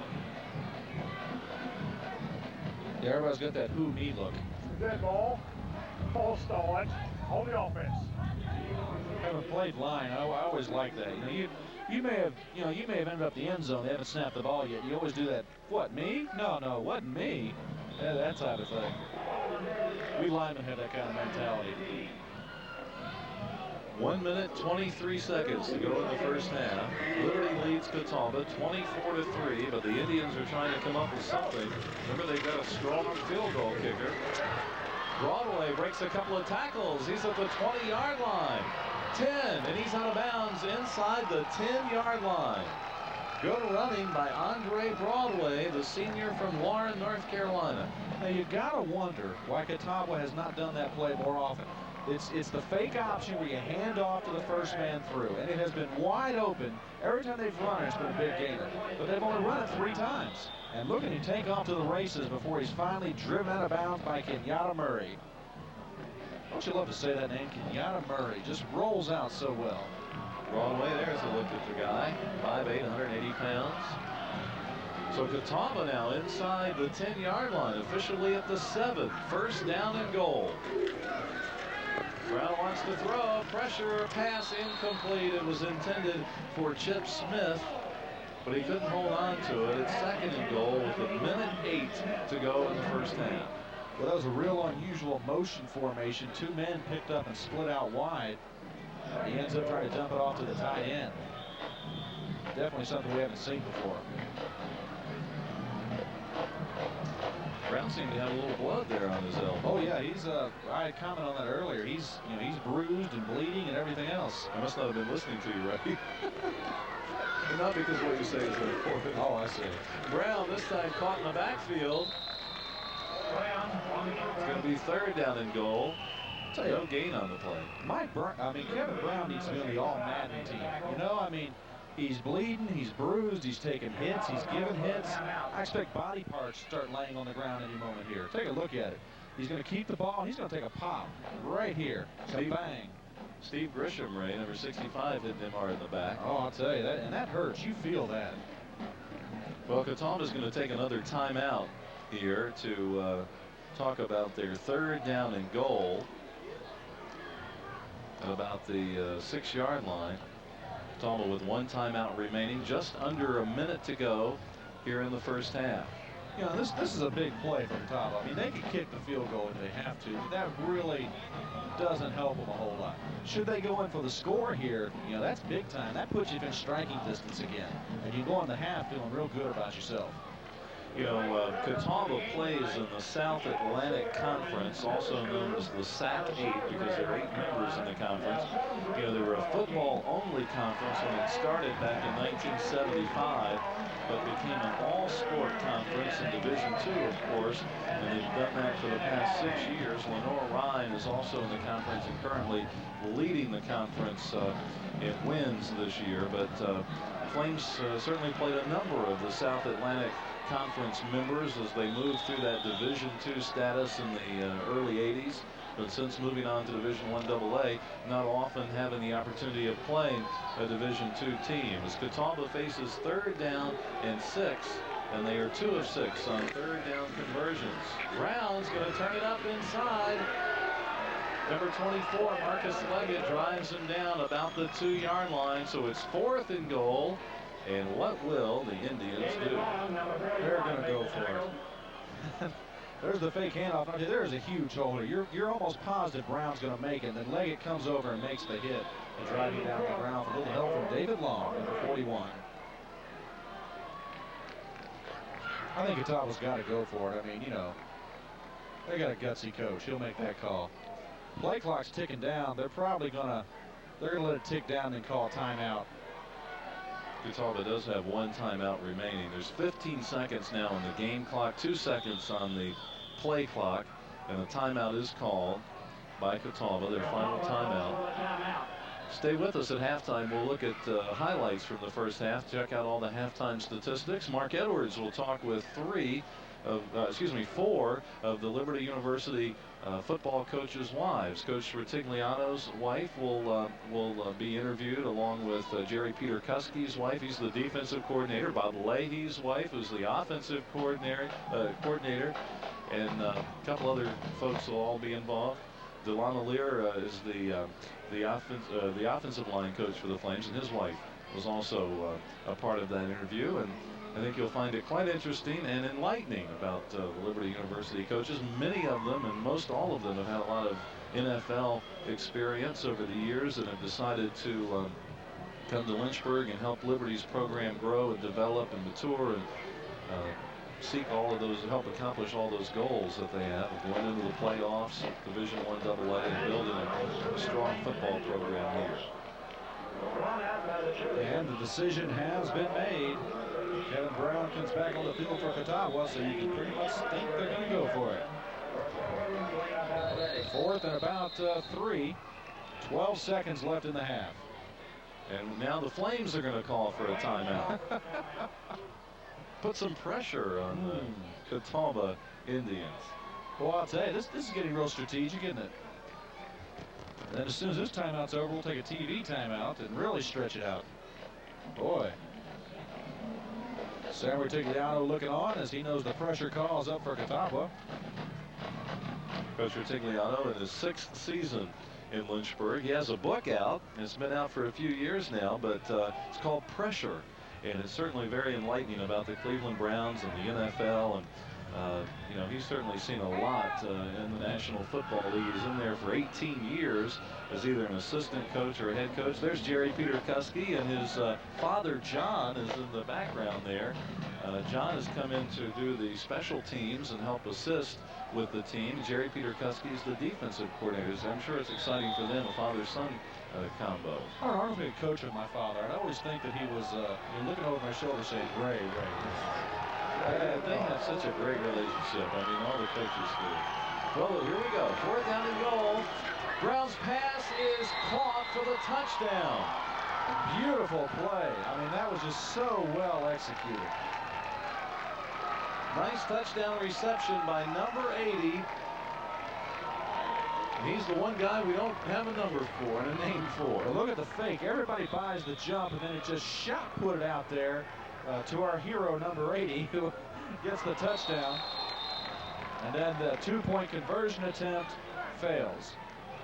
Well, Catawba does a great job. They faked the ball inside and then threw it right over the middle, and it was the touchdown, but the 2-point conversion failing. 24-9. That's a great effort by Catawba. We're going to find out who number 80 is. We're going to quickly get someone over to talk with the sports information director for Catawba College, and we'll let you know who the guy is. But he's not on the roster, and he's not even on the updated handwritten sheet that we had just received from Catawba. So, but he does have a ticket, so he's allowed in the stadium. He's got a jersey. Yeah.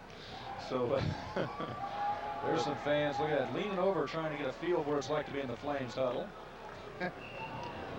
Boy, this guy's being penalized for being over in the Flames. That's the type of penalty. I don't know if that was in the rule book. You gotta like the Eagle.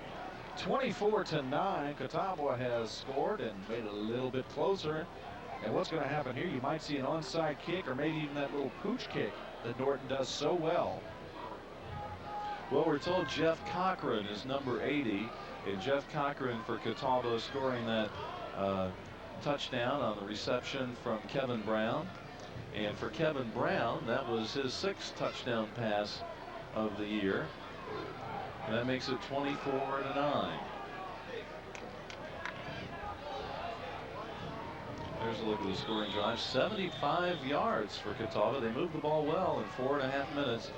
And Brown, of course, on the 3-yard play. Actually, Jeff Cochran.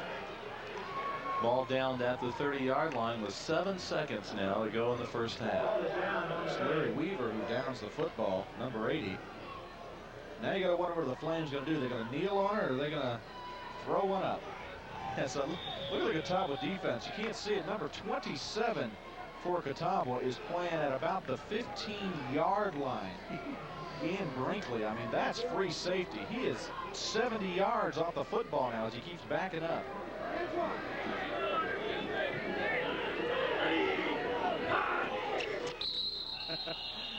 All for naught as he kneels on it, and we'll go in at the half.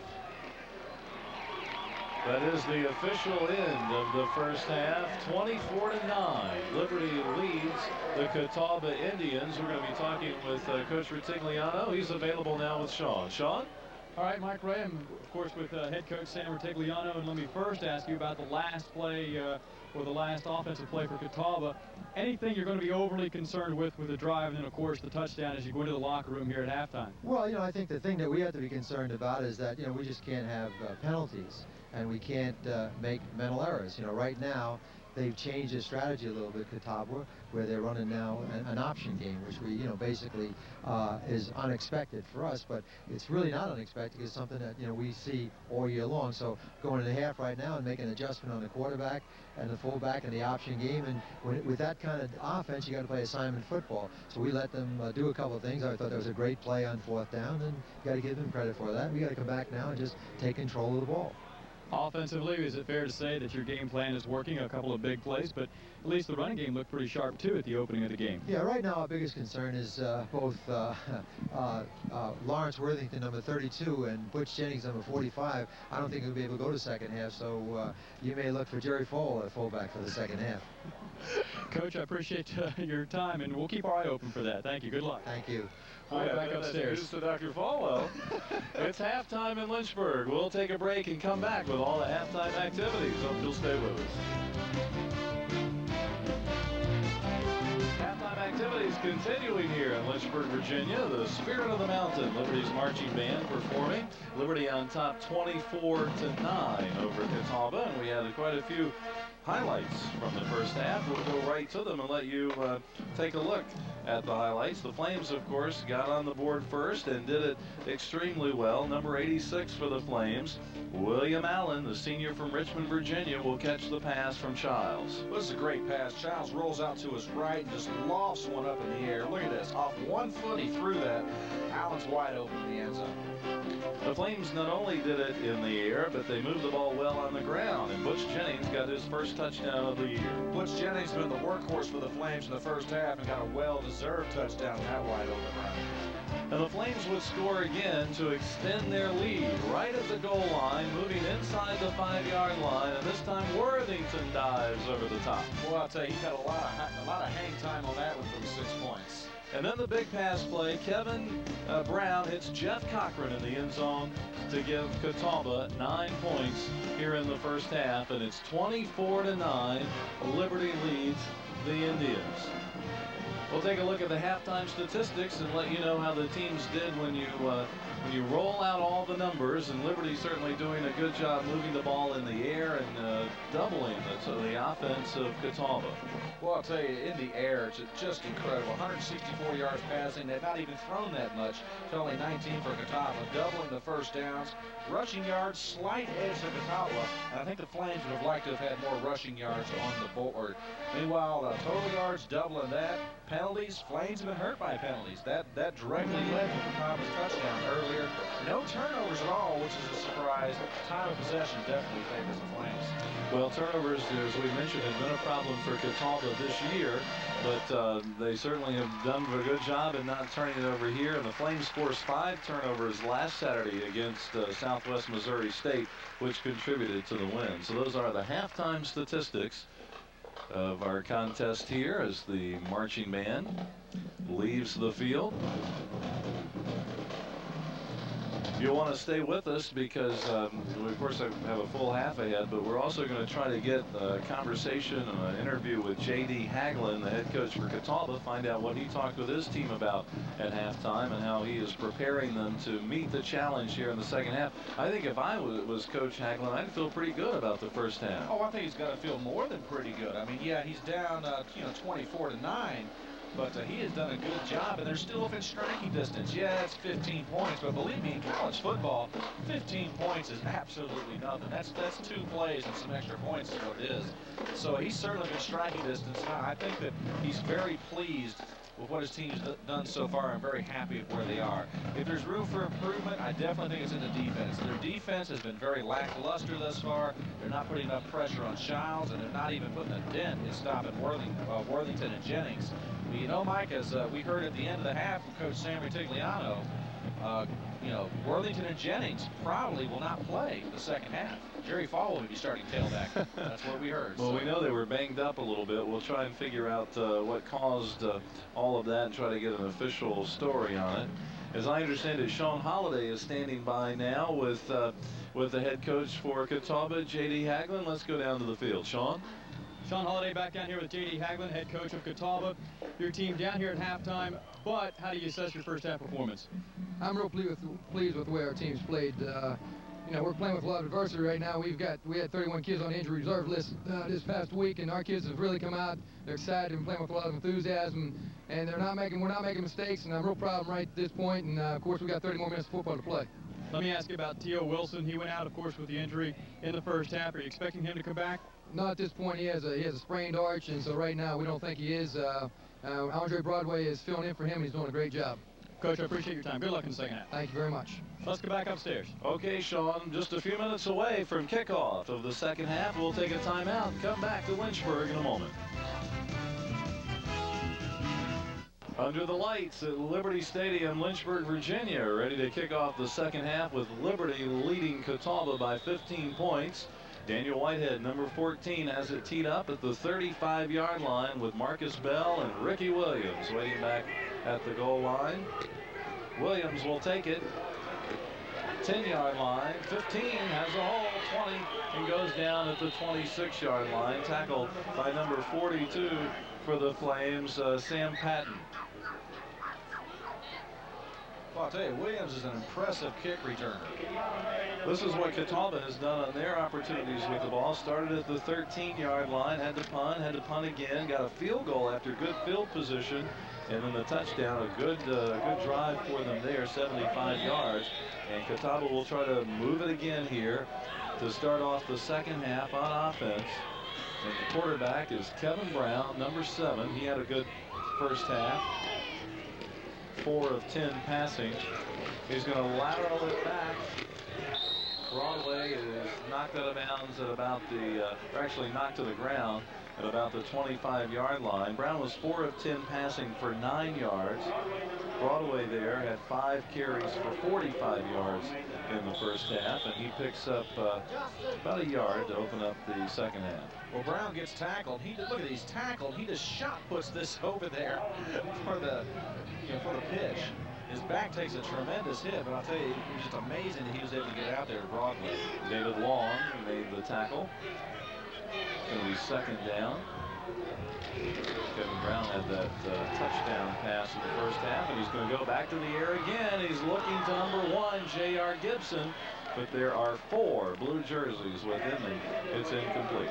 Underthrew that ball by about 2 or 3 yards, not the coverage to catch up. Marcus Leggett was there on coverage to knock it down. Brown in the first half was the leading rusher for his team. 10 carries for 58 yards. So the option game is working, and it's easy to see why that option play has given Coach Sam Rutigliano a few nightmares so far in the first half. With the quarterback being your leading rusher, that's tough. So the incomplete pass brings up third down and long. Just underway in the third quarter. Liberty leading Catawba 24-9. And Kevin Brown wants to throw again. It's caught over the middle. First down. Nice catch by Warren Robertson, the junior from Durham, North Carolina, who wears number 9 on his back. And that's a first down for the Indians. Marcus Leggett made the tackle.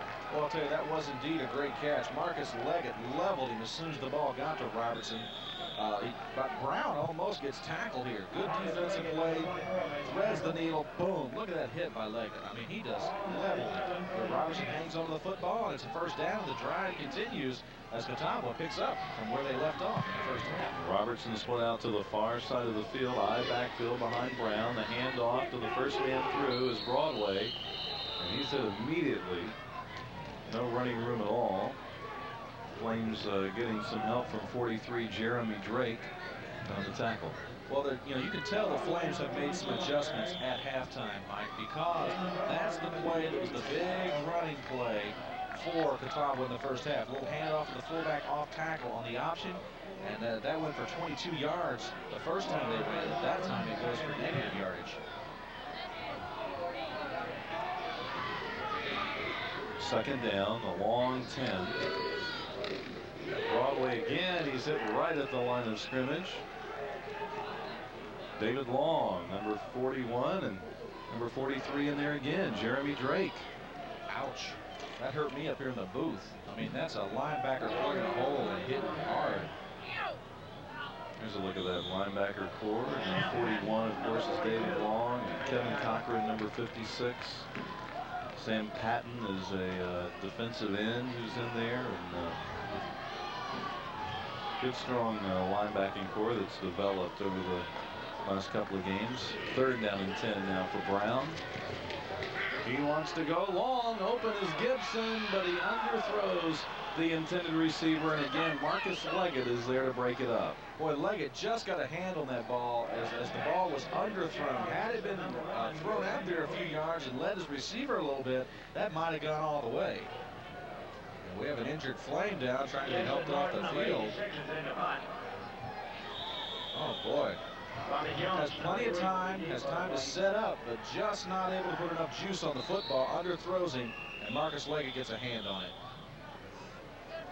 Injured Flame still unable to get off the field. It looks like 65, Steve Gresham, who is a sophomore, playing on the defensive line. He actually started as an offensive lineman this season, but they had to move him to defense because of a shortage there and the injuries on the defensive line, and now he's banged up. I was going to say that will not help matters. He's, they had to move him because, as you said, they didn't have enough offensive linemen, so that's going to hurt a whole lot. As they work with him, we're going to take a break. 12-14 to go in the 3rd quarter.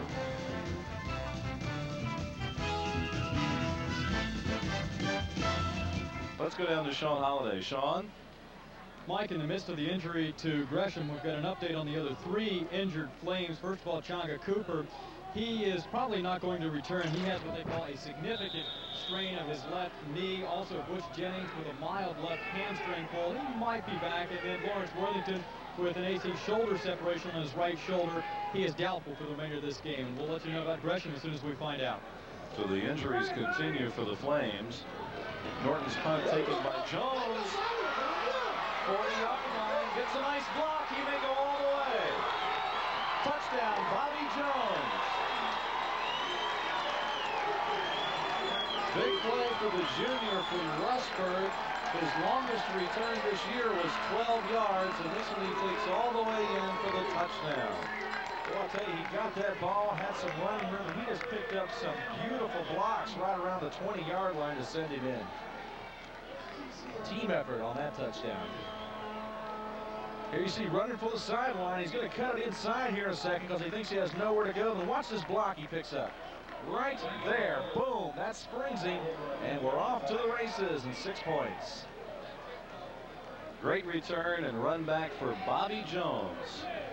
He's explosive, but he just hasn't had the ability of getting away and breaking it open up until now. And so that was a big play for him. Whitehead trying to attempt the extra point and bobbled the snap. Nice defensive play to prevent the extra point. Devane Harvey, number 4, got back there to break it up. Well, that's a kicker's nightmare. You get the bad snap, and then you pick it up and you try to take off, run with it, and then you get nailed. Kickers say, hey, God made me to kick the ball, not run with it. So the conversion goes for naught, but the Flames do go up by a score of 30-9. Another good special teams effort, Ray, and we've talked to Liberty's been very happy with the special teams play this year. Yeah, another good thing about that, with all the running backs hurt, Jennings hurt for Liberty, and also with Worthington with that AC shoulder separation, and the Eagles going to blow a gasket trying to do all these push-ups. The injuries, the offense is not going to be able to have all their starting running backs in, so it's going to click them. Ray, I was going to say there are a number of other games going on across the country. Appalachian State leads Marshall. That's a big game, 17-7. Liberty's got to go to Boone, North Carolina, and play Appalachian State in 2 weeks. Colorado 14-7 over Kansas State in the second quarter. And those are a couple of scores that we have. We may have others for you throughout the game, so you'll want to stay tuned for those. We have an opportunity. We'll talk with the winning coach and name our player of the game at the end of the contest, so we hope you'll stay with us throughout for that. As Daniel Whitehead trots onto the field. It's been a great season for Daniel Whitehead. He over the summer, his favorite pastime was kicking 40 or 50 footballs every other day through a makeshift goal. He sort of made these goalposts at his home church it was actually the Bethesda United Methodist Church he was taking care of the church grounds over the summer, and he set those up and kicked 40 or 50 footballs every other day to get ready for the season, and he's now Liberty's all-time leading scorer. As Ricky Williams returns the ball across the 20-yard line to the 23. Now that takes great dedication, Ray, to kick 40 or 50 footballs every other day. I don't think I'd have the dedication to watch somebody kick 40 or 50 field goals. I wonder who had to go get them once he kicked them. I'll tell you. That's a massive undertaking, but you know it's a tribute to his consistency. You know, where he can't kick the 60-yard field goal like a Catawba kicker can, but boy, he almost never misses. Very consistent. Well, Coach Artigliano says that he thinks that Whitehead can kick in the National Football League, and Whitehead says we'll just wait and see what happens, but certainly would be an excellent opportunity for him if he can continue at the pace that he's set this year. Catawba on offense, the handoff right up the middle of Broadway. He gains 2 yards. It's going to be 2nd down and 8. Under 12 minutes now to go in the 3rd quarter. Liberty on top 30-9. Andre Broadway's quite a story tonight. Of course, T.O. Wilson was the big gun for Catawba. He got injured, only had 4 carries for 10 yards in the first half. Broadway came on in that first half and had 5 carries for 45 yards. So he has really picked it up a notch for the Indians. There's a look at Broadway. Looks like more of a defensive stance. Brown's pass is complete to number 80, Jeff Cochran. And he's goes down right at the 40-yard line, has a 1st down for the Indians. I'll tell you, we don't have any information on Cochran. Matter of fact, we were surprised by the number alone, but he's a big kid. I mean, he's got some good size, some good speed, and he's made 2 good catches so far in this ballgame. He may be one to watch. Well, there you see the fake to Broadway. Brown rolls out under pressure and able to find Cochran out in the flat. 15-yard pickup for Catawba. They move it now to the 39-yard line. 1st down and 10. Handoff up the middle again to Broadway, and he fights his way for 4. 2nd down 6. Yeah, Broadway plays the fullback, you know, on an option offense. So he'll drop down to what we call a 4-point stance, try to stay good and low, almost like a sprinter stance, so he can just fire off the football. There he is, 10 carries, 51 yards, 5.1 average. Brown keeping across midfield, and he'll go down about the 47-yard line. Marcus Leggett was there along with 42, Sam Patton. But it's enough for the 1st down. I tell you, somebody's got to have the quarterback on the option. If you don't, he'll do that to you all night long. And, of course, Kevin Brown was the leading rusher for Catawba in the first half. Well, there's a look at Broadway firing out of that 4-point stance. He gets it faked to him. And look, nobody takes quarterback. And Brown's off, picks up about 10 yards for the 1st down. Marcus Leggett there along with 43, Jeremy Drake. 1st down and 10. The pass intended for Gibson. Overthrown. Well, that was misfired to Gibson. And defensive back for the Flames, number 22, Kenyatta Murray, very nearly had himself an interception. He was playing the ball well, but it did fly out of bounds. So the Indians are going to face a 2nd down and 10 as Jeff Cochran checks back into the lineup, replacing Alan Martin.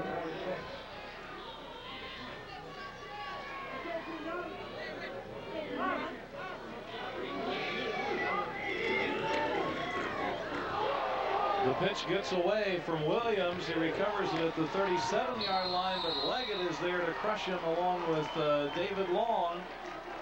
And that turns out to be a big loss, about 16-yard loss for Catawba. You know, the funny part, anytime Catawba crosses midfield, they're within field goal range, and this took them right out of it. Let's go down to Sean Holliday. Sean. Well, Mike, Liberty enjoying the big lead, but it's also proven to be a very costly game. Steve Gresham now, they say it's a lateral collateral ligament, and he is doubtful for the rest of this game. They don't know how serious it is, but again, we probably won't see him the rest of this game. Back upstairs. Boy, Sean's had a job being a doctor. Injury report here tonight. So his internship is doing very well. I'll tell you, he learned those medical phrases so well, too. Tough night for the Flames on the injury perspective. A sack. The Flames come up with a sack. Number 53 gets back there to make the initial hit for the Flames. And Liberty doing a good job of providing that pressure right up the middle. Well, that's exactly what it was. Defensive linemen and linebackers come through unblocked.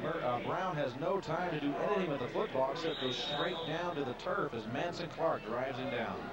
Damon Beaumont also there. And there's a look at Jason Martin. He's a big guy, 6'2", 225 pounds. And Bobby Jones wants to return another one. Partially blocked the line of scrimmage. Jones won't be allowed to return this one as it goes dead at the 39. Well, when Jones returned that punt for a touchdown earlier, 68-yard punt return for a touchdown, was the first time since 1990 they wanted to return for a touchdown. Timeout on the field, 8:14 to go, third quarter. Ray Jones and Sean Holliday back with you at Liberty Stadium in Lynchburg, Virginia. Here's a look at Liberty's drives earlier. The 43-yard line. Great field position early, converting on a field goal, then a touchdown, one punt, and two touchdowns that followed. So pretty good drives in the first half for the Flames. Well, they've been able to maintain that ball control, 80, 65 yards. Those are lengthy drives. Antoine Childs over 1,600 yards, close to 1,700 yards now passing. This pass is incomplete. It was intended for Chris Boslow, in out of his hands, but Childs really now approaching that 1,800 yards. He had 164 yards passing in the first half. He was 6 of 11 and had the one touchdown. On that play, Bobby Jones was in the backfield, but now they've got a new guy checking in, so I was wondering who's going to be the running backs, and they're a little bit depleted right now. Flames had Anthony Parker, the sophomore from Woodford, Virginia. He wears number 31. He was in there, but he's left now. And Mike Brown is now, and we got a story to tell about him, tailback position. Second down 10, and Brown gets the call across the 40, and penalty marker goes down from behind the Flames offense, and they're going to be called for a hold. Mike Brown was a defensive back who just this week the Flames converted to a running back. They told us he doesn't know a whole lot of plays, but if he gets to play, look for something special. Offense, 10 yards, number 80. Oh, that was nice for Ron Cherry to give us the number of the person committing the. I don't think he was doing it for our benefit, but Larry Weaver, the Flames tight end, was called holding. Well, Mike Brown gets his first carry in college, and he's just a darter. Like I said, he'll go back and forth. He's brought down after a slight gain. It goes for naught. Officially, he has not carried the ball since there's a penalty. Jay Foster, who averages 9 tackles a game, made the hit. Second down 20 following the penalty. Childs getting some pressure now, and he throws it incomplete, just dumps it off. He was hit hard after he released it. Ted Klima was actually pressuring him back about the 15-yard line, and Childs just threw it away. It's going to be third down and 20. Well, that's the first time Childs has been pressured in this ball game. And they laid a hit on him as well. Lance Duncan, number 23, checking back in the lineup and bringing the play to Childs.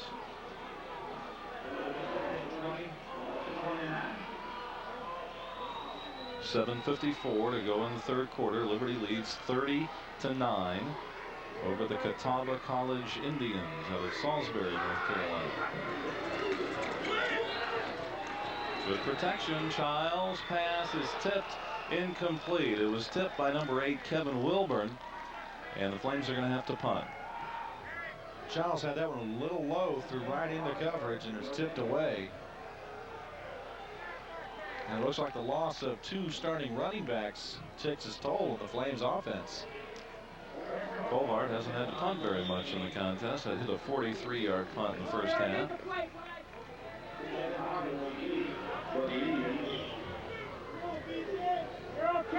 Here's Harvey.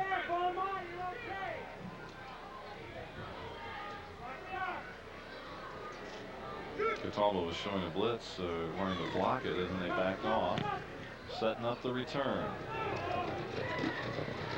Harvey, no running room. Number 3, Bobby Jones, not only can return it, but he can stop the other guy's efforts to return it. Boy, that's what we call a spearman tackle. Bobby Jones is flying down the football field, and as soon as a return man touches it, Jones dropped him. 44-yard punt for Colvard. Takes it in. He's going to try to cut it outside, but Bobby Jones hits him full tilt. Boy, good stuff.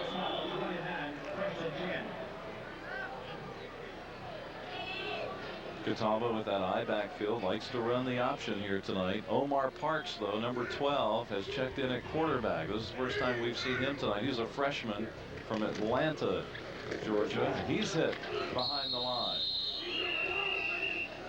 He's a 6'5" quarterback. The Flames had looked at him last year when they were doing their recruiting efforts, but not being in need of a quarterback. They're pretty deep at that position. They didn't go after him real hard. He ended up at Catawba, and he does have a start under his belt there. Damon Bomar, he made the tackle. He's the Flames' defensive captain. He had to move to end. He had actually been playing linebacker, had 18 tackles against Delaware State, but they moved him to end, and he had a fumble recovery last week against Southwest Texas State. Parks now feeling the pressure again. He's going to try to scramble, and he just throws it away, trying to hit Jeff Cochran, number 80, but threw it behind him. So Parks is getting the work out. Well, Parks came in, and the Flames have just, their penetration of their defensive linemen suddenly increased about tenfold. So Parks getting a rude welcome to that quarterback position. Omar Parks, 6'5", 200 pounds, a freshman from Atlanta, Georgia. He's averaging about 40 yards a game rushing. He's had to do some scrambling here in the first two plays for him in the second half. 3rd down and 11 for Parks. Starts to throw, penalty markers down, and it's picked off at the 40-yard line.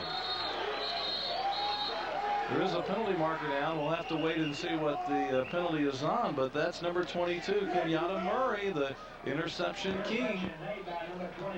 Boy, I'll tell you, he makes a great move here. There's a snap. He's going to...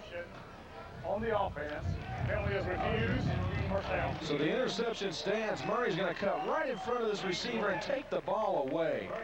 That is just a great interception. Kenyatta Murray had 16 interceptions his senior year in high school. This is his first start for the Flames, and Coach Retigliano said he would be an impact player tonight. He stepped right in front of Warren Robertson, who was the intended receiver. Flames are in great field position at their own 31-yard line. 6:44 to go in the third quarter. Buffalo is in motion. Powering across the 30-yard line goes 31, Anthony Parker. He picks up 6 yards. Parker is a sophomore from Woodford, Virginia, and he's getting some playing time now in the backfield with the injuries. Well, he takes a good first carry. Just pile drives his way through the line. Look, he gets hit at the line of scrimmage, breaks that tackle as a linebacker tried to bring him down. Number 51, Sean Gregg, but couldn't hang on to him. Lee Fritz, number 33, finally made the tackle, and Parker coming to the sideline. 2nd down 4.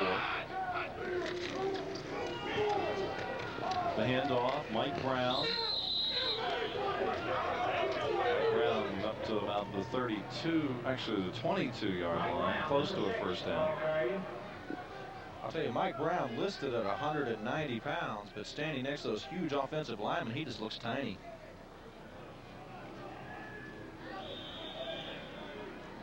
.5'11", 190 freshman defensive back who has been transformed into a running back this week. And retrospectively, that was a good decision now with 2 of the Flames starting backs out of the ball game with injuries. 3rd down and 1. Childs will sneak for the first down, and the Flames will continue the drive. You were talking about Jennings and Worthington being injured, and they just, excuse me, received a report that they are in their street clothes on the sideline. They won't be back for the game. You know, that's usually a good sign, Mike, when the players return in the street clothes.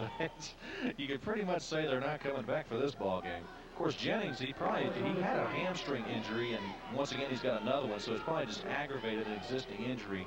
So you'll probably see him again next week. He's probable.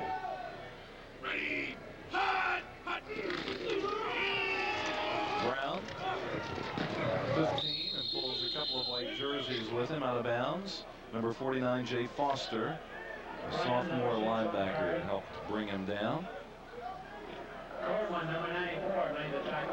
Mike Brown's got a lot of speed. If you see him ever get out to the outside and you know, get some green in front of him, he is just going to take off. Great speed, gets dragged down from one hand from behind. They get a little smaller on those defensive linemen. If they get anything jersey or shoestrings, they're going to be able to bring him down. But this guy's quick.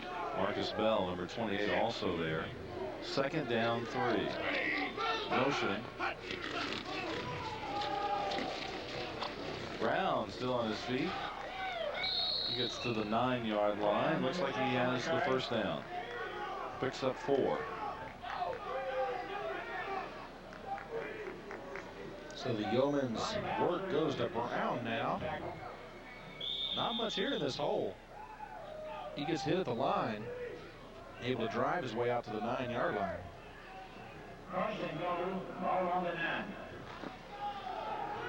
So the Flames now inside the 10-yard line.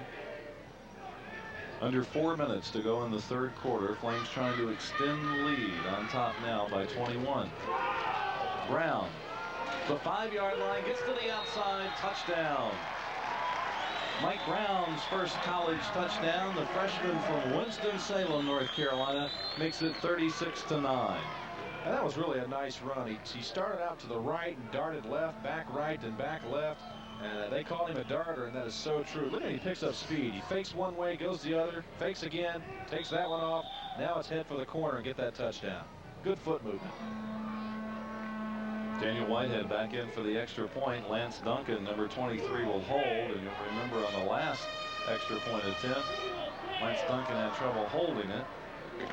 This time it's a nice spot. And the kick is perfect. There's timeout on the field. 3:40 now to play in the third quarter. Liberty leads it 37-9.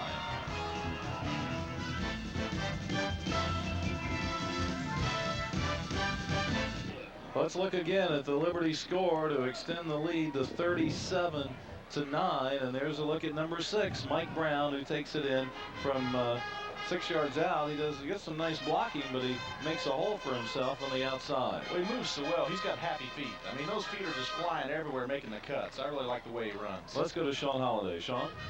Well, Mike, of course, we're very glad to be bringing you these games on the Inspirational Channel. And if you come out to the stadium, you can pick up a program. And in this week's program, there's a story about the Flames games on the Inspirational Channel. And I was reading through this, and there's a quote in here from Mike talking about Ray. And he says, Ray presents the analysis of a game in a clear and easy to understand way. He doesn't talk over the viewers' heads like some call a couple. What would you have to say about that, Ray? Boy, Sean got beat up there. Just mixing it up down here, you know, it's a little dull. And shouldn't there be a clip on that? But anyway, I thought that was interesting that Mike had that to say about Ray. I would have liked to have had eyes in the back of my head a moment ago. But, you know, it sounds to me like Ray's a great communicator, which makes more than one thing that he has in common with Rush Limbaugh. Boy, the picture in the program looked a little bit like Rush, too, Ray. Well, thank you, Mike. I am so glad that you are in fundamental agreement with my skills. Well, I didn't want to say it bad to you in print about you. I was surprised to see no blood on Sean down there, so apparently he escaped unscathed. Boy, he really got hit hard by that on the special teams. Yeah, all of a sudden he was there, and all of a sudden he wasn't. Kevin Brown is back in the lineup now, number 7 for Catawba. Here's that scoring drive for the Flames. 3 minutes, 31 yards, just 6 plays. And Brown went in for 9 yards out and made it 37-9. Kevin Brown for Catawba handing off to Broadway. Right up the middle, no running room this time. It's going to be 3rd down and 5. Well, they went to Omar Parks on their first couple of possessions, and quite honestly, Parks was very ineffective, was not able to get anything going, so they tried to go back to Kevin Brown. Liberty's total offense really twice that of Catawba, and the Flames have mixed it up pretty well with the rush and pass. Yeah, their rushing totals are finally up where they probably want them to be for this ball game.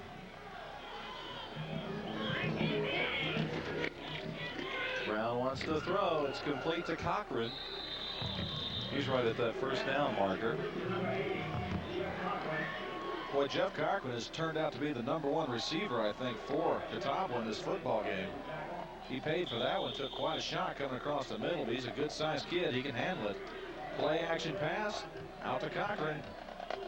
Brought down, but I think he has enough for the first down, and he does. Megan making the tackle. It is first down and 10 at the 31. 2 minutes now to go in the third quarter. Trouble in the backfield. Brown bobbling the ball, but maintains possession, losing 5 yards on the play. It's going to be second down and long. Whether it's one of those plays where Brown thought he was supposed to hand it off to the fullback, and the fullback thought he wasn't supposed to get it. There you see it. Hits the fullback, and Brown is able to pick it up, but a little miscue in the backfield. Catawba only has 1 turnover in this football game. That was the interception by Kanata Murray. Second down, 13. Marcus Bell, number 28, was in motion. The handoff to 35. Owens picks up 7 yards. It's going to be third down.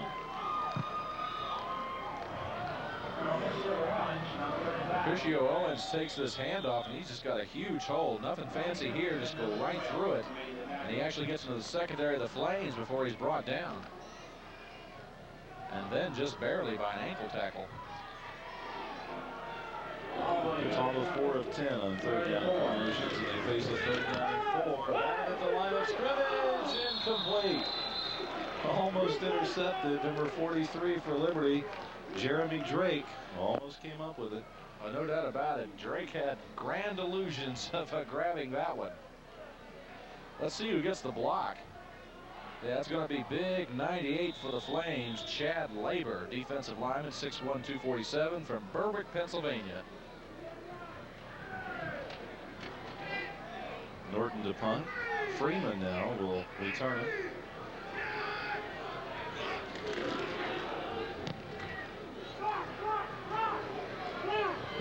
Freeman can't hold it. Free ball, and Catawba comes up with it. Nice heads-up play by Catawba's 94, Joe Stone. Actually, 84 or 94, Joe Stone. Well, I'm sorry, Joseph Coleman, number 94, and costly error. Freeman doesn't normally return the punts, but he was in the lineup and couldn't hold it. Well, Bobby Jones usually man back there. For some reason, Freeman back there this time, and it goes off his fingertips, hits his foot, and bounds about 10 yards downfield before it's recovered. And Joseph Coleman from Mayodan, North Carolina, a sophomore, there to recover. That's the Flames' first turnover. Both teams have turned it over once in the contest. Brown on the option, pitches it back. Owens. He's out of bounds. Number 35 on the carry. Up to about the 31-yard line. It's going to be second down 5. That play worked really well because someone forgot to take pitch man, and that left just one man out there to cover quarterback and pitch man. So it was a very, very difficult task to make the tackle in that situation. And that's going to be the last play of the quarter. We've played 3 quarters in Lynchburg, Virginia. The Flames lead at 37-9. 15 minutes coming up next.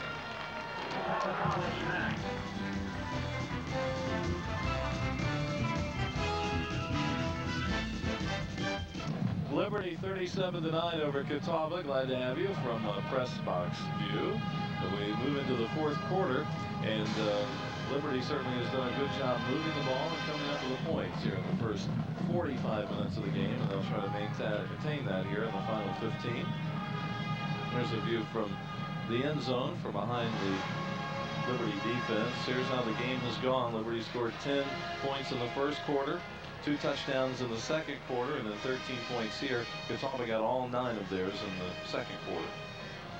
Well, I'll tell you, Liberty has done about everything that they set out to do in this ball game. They might have hoped to rush a little bit. I think they want a lot more rushing yardage than they picked up, but they've really done everything that they set out to do. Catawba, on the other hand, their offense has had moments of brilliance, but defensively, they've just not been able to get into the ball game.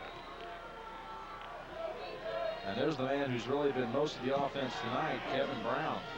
Put on a tremendous show out of the option. Great field position as we turn around in the fourth quarter. The pass intended for Gibson is incomplete. Good defensive pressure by the Flames. Actually Cedric Watkins, I think, was back there. Boy, Kevin Brown got dusted. He was real slow getting up, but the guy that hit him hasn't got up yet. So there's going to be another injured player down on the field, and this game has proved very, very costly for the Flames.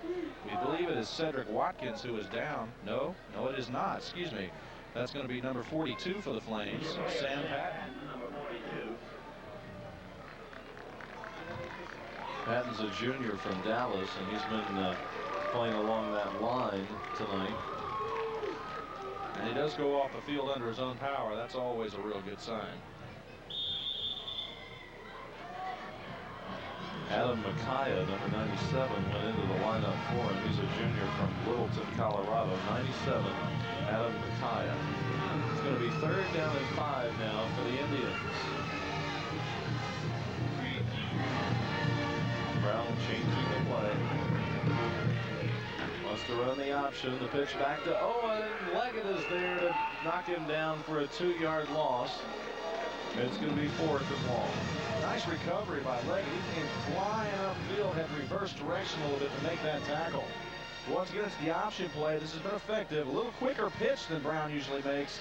And look at Leggett. Just grabs him around the pads, slides down, but hangs on to bring Owens down for the loss. There's the ball boy. Doing a good job tonight. Yeah, you got to know which one belongs to which team now.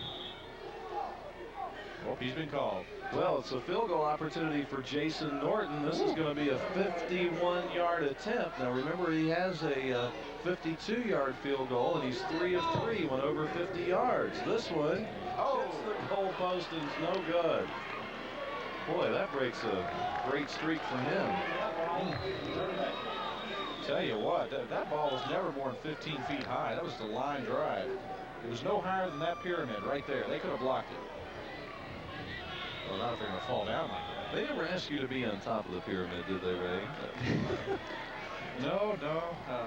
They did once, but that's when Rush Limbaugh was the base. So, not since then. Sean Holiday will be glad to hear that. Oh, there's a happy bunch. Nice jackets. Liberty's marching band. You know, we mentioned earlier that it's fall break for the university, so many of the students have gone home for the weekend, but the band is still here and the players are here. Cheerleaders are here. Childs, plenty of time. Completes it to Freeman at midfield. He goes down about the 48-yard line. Oh, boy. That's a 20-yard gain on the play. Number 79 for the Flames, Roosevelt Nivens, came flying into the pile. And I believe that's going to be a personal foul. I mean, he just came flying at the hit. We may get a chance to see it here. Childs has all the time in the world. Personal foul on the offense. Freeman now he's trying to run with. He's going to get hit by a host of people. There you see 79 Nivens coming in. Watch this hit he lays. Kabang. Oh, boy. I need first aid. It was a little late, though. Man was already down. Kevin Wilborn absorbed it pretty well. Oh, yeah. Kind of like a building absorbs an earthquake. I mean, that hurt. Well, the 15-yard penalty moves it back. It was obviously a dead ball penalty, so the Flames get the play, but it moved back to the 37-yard line. First down and 10. A handoff to Brown. He picks up 8 yards.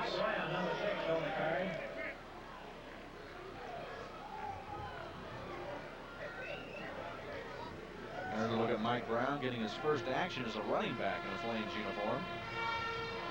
He's done pretty well. He's racking up the yardage here in the second half.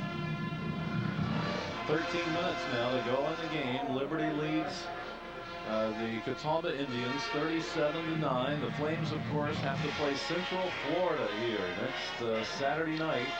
Central Florida rated 14th this week in Division I AA, but took a tough loss this afternoon, losing by 1 point.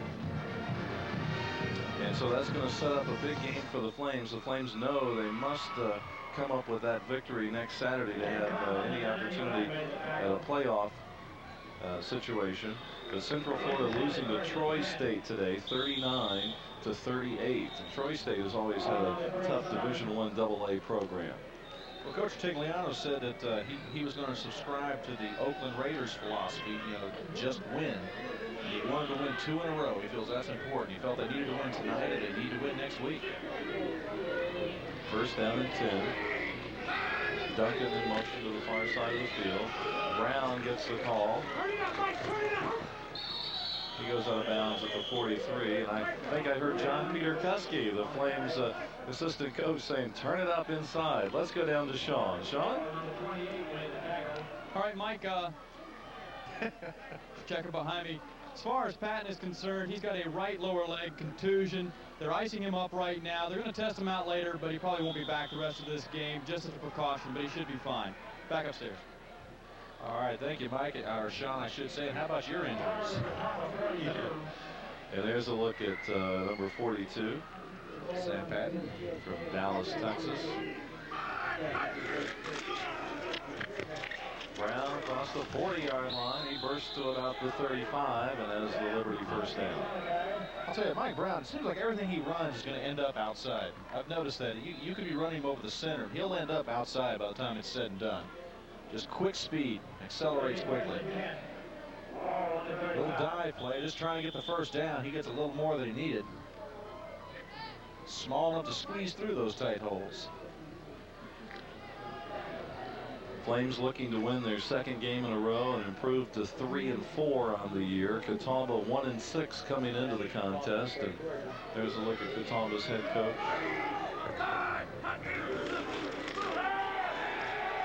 First and 10. Childs looking for it all. Freeman, and it's intercepted in the end zone. Devane Harvey, number 4, takes it away from Freeman, who thought he had a touchdown. What a tremendous interception. I think everybody in the stadium thought that was a touchdown, a sure 6 points. But Devane Harvey said, nope, I'm going to get that one. Childs has all day to throw this. He leads his man perfectly, but you're going to see Harvey make his break and leap up, just snags it, and downs it in the end zone. Timeout on the field, under 12 minutes now to go in the game, and Liberty leads it 37-9. We'll be back in a minute.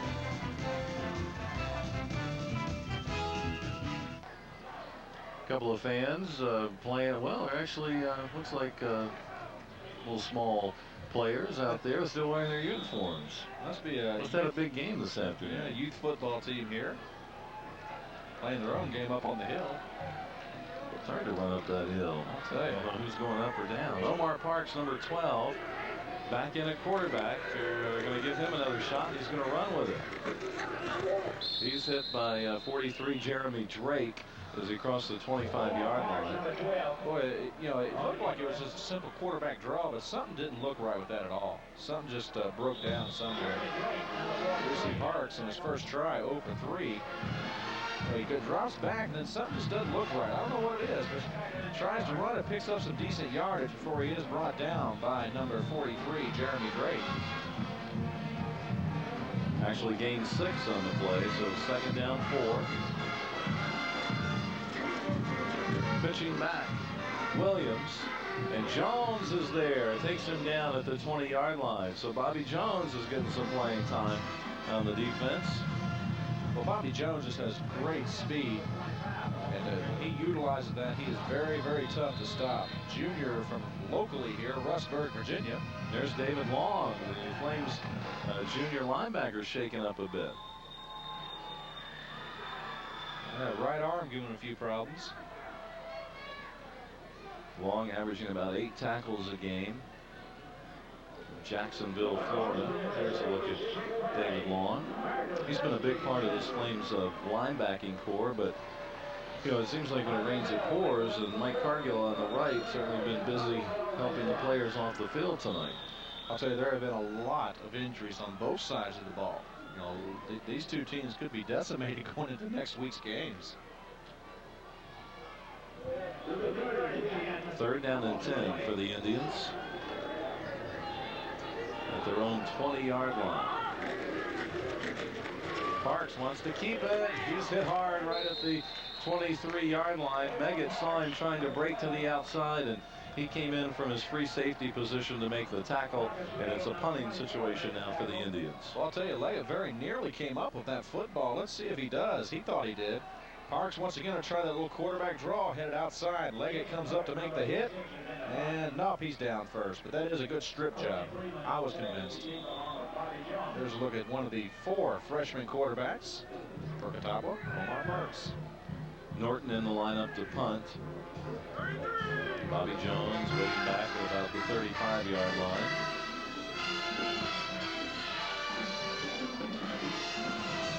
It's over Jones' head. I know he's going to hope, well, he's going to pick it up at the 3-yard line. Right up the middle.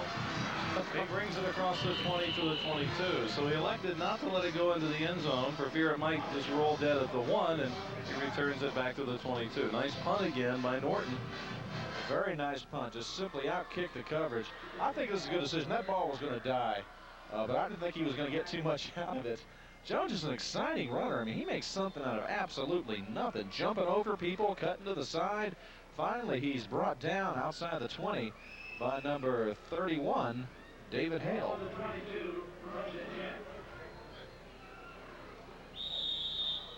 Nine minutes and 33 seconds left in the 4th quarter of this ball game. And the Flames are going to go without a huddle on 1st down and 10.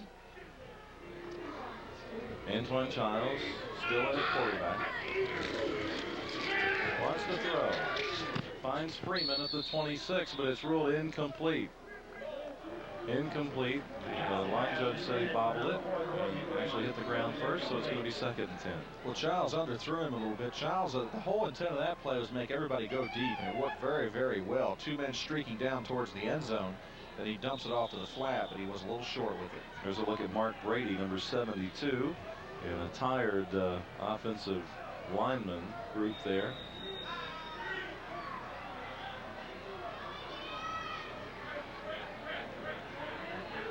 Second down 10.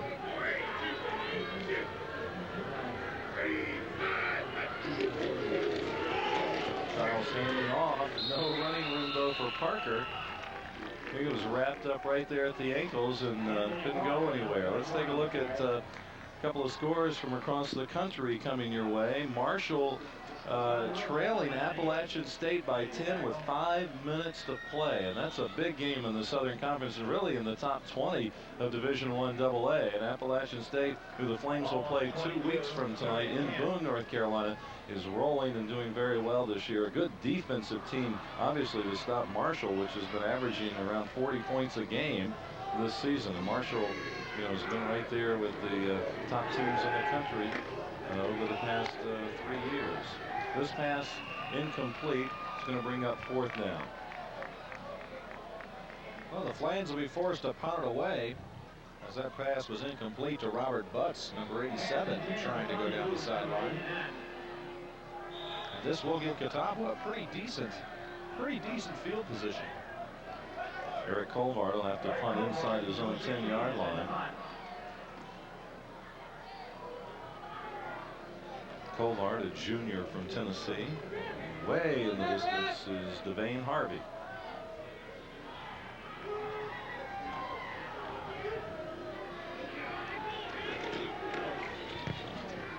Catawba showing the effort to block it.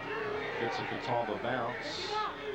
And finally down to about the 47-yard line by David Long. We have 8.5 minutes now to go in the game. Liberty leads at 37-9. We'll take a timeout and come back for those final 8 minutes.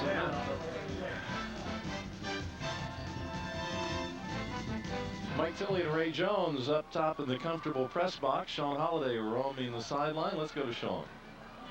Mike, the story on David Long, who came out, is that he has a stinger in his shoulder. And I asked the head trainer, I said, well, what's a stinger? And he said, well, it's a stinger. He's all right. He can play again. Back upstairs. Football lingo. I'll tell you. Well, Catawba in great field position after the Flames punt. 47-yard line. Parks is in the lineup, and he hands off to Williams. Williams carries for about 3 yards. So obviously, Coach J.D. Hagelin deciding to go with Omar Parks here a little bit in the 4th quarter, get him some playing time. Well, he's trying to find his quarterback of the future. He's got a lot of freshmen to choose from. Parks just hands a straight handoff this time around. And they get a little yardage off the right side. Owens credited for a gain of 4, so it's going to be second down and short 7. Parks keeping on the option. He just dives across the 40 to about the 39. Parks trying to get the first down. He is going to be out there close. He may have it, depending on the spot. No, they're going to mark him short, way short. Catawba College is located in Salisbury, North Carolina, has an enrollment of 1,000 students, and they play good Division II football in the SAC, the 8-member conference. But boy, Parks was hit hard that time by Kevin Cochran. Yeah, Kevin just leveled him. I thought that Parks had dove for the first down. Cochran lifted him off the ground during the tackle. 2 yards short of the first. Third down and short now. Williams trying to get to the outside. He's thrown out of bounds at the 37-yard line. He's right there at that first down marker. Brew McGoldrick, number 19, grabbed him, threw him out of bounds. May have to have a measurement on this one. That was good running by Williams because he was really caught in the backfield. He was going to take a loss on that play, and he kept stringing it out to the outside, trying to get a little extra yardage. So he finally broke that plane and may very well have gotten the first down. Ron Cherry, our head referee in the white hat, is calling the chains over right at the Flames sideline because he was knocked out of bounds, so they'll have to come over here to measure. 7:04 now to play in the game. Liberty leading 37-9. This is kind of interesting what they just did. They normally when this happens out of bounds, they spot the ball immediately and then measure. It actually respotted the ball in the center of the field and then brought it back to the sideline and spotted it there. That was kind of a different way of doing it.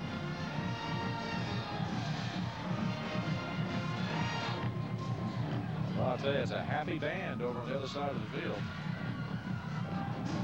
Well, this time we don't have the angle, Ray. We won't be, we won't be able to. Oh, well, there we go. Hey, these guys are good. Hey, got it. It is the first down. There's that happy band I was talking about. Well, that's a party. Who brought the chips and dip? I mean, that's a happy group over there, you know? Liberty with 18 first downs tonight. Catawba gets their 11th and continues the drive inside the Liberty 40-yard line. It's going to be first down and 10. Omar Parks, the freshman from Atlanta, Georgia, getting to see some playing time here tonight. He averaging about 64 yards passing, about 40 yards rushing. This time he's going to have some pressure in the backfield, and Liberty's 59 actually completes the play. Don Poole, the sophomore defensive end, and the sack back at the 46-yard line. Big loss on the play. Well, I'll tell you, he made the sack, but he had a lot of help. Tremendous pressure. Parks is just not able to roll out here. This is the option play that he gets that initial pressure from big number 56, Kevin Cochran. And after that, it's just who's going to finish it up for him. Also in there on the play, 63, Manson Clark. Catawba, of course, still in field goal range. A loss of 9 now, so it's going to be second down and 19. They're in field goal range as long as they're on the field with their Norton. The pass incomplete. It was intended for number 13, Steve Ryan, but it was overthrown, and it's going to be fourth down. I'll tell you, Parks does have a better throwing arm than Kevin Brown does. No doubt about that. As he just he overthrew his receiver, and we've been seeing Kevin Brown underthrow receivers all night. So I think no doubt about that. Omar Parks does have the better throwing arm. I misspoke. I said it was going to be fourth down. Actually, third down. So Catawba will have another opportunity. Third down and 19 at the Flames' 45-yard line. Don't forget, next Saturday night at 7:30, Central Florida, out of Orlando, Florida, will be here to play Liberty University. That's a 7:30 kickoff. It's a big game for the Flames. A must-win game to keep that playoff hope alive. And Catawba is going to take a timeout. Apparently, we're able to get the timeout before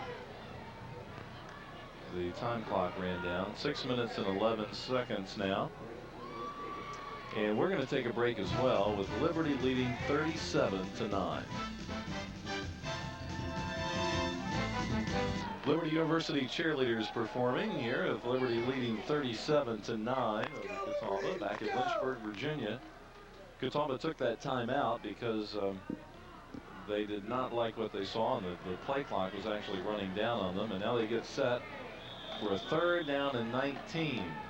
Omar Parks, number 12, still in at quarterback in the I backfield. 6:11 now to go in the game. Flames sending some pressure. A nice screen pass, and it's complete to Tim Ross. And he's up to the 35-yard line, a gain of 12, but not enough. And it's going to be 4th down at the 35-yard line. And in comes number 86, Jason Norton, who's both a punter and place kicker, so we don't know what he's doing. Here's a look at the screenplay. They had lots of room. Well, that could have very easily been an offensive face mask. Look at that. He's still got a half hold of that face mask as Brian Johnson brings him down. Well, it's going to be a field goal attempt of 52 yards for Norton. He attempted a 51-yarder a minute ago and hit the goal post. This one is good. Oh, boy. Jason Norton, a 52-yard field goal. That ties his longest field goal of the year. And boy, he has a leg, and he's in his senior season for the Indians. Tell you what, it's such a threat, really, if you're in a close ball game, because you know if you get inside the 50, he's got a shot of making it. He put a lot of height on that one. That would have been good from 60 easily. That may be the longest field goal ever kicked in this stadium, as a matter of fact. There's a look at Jason Norton, a senior from Hamlet, North Carolina, and you have to imagine that NFL scouts are looking at him. He's made all 4 attempts from the 50-yard line entering this game, and then of course he missed one earlier, and then he got this one from 52 yards. So I mean, that kind of accuracy is unbelievable. Let's go down to Sean Holliday. Sean?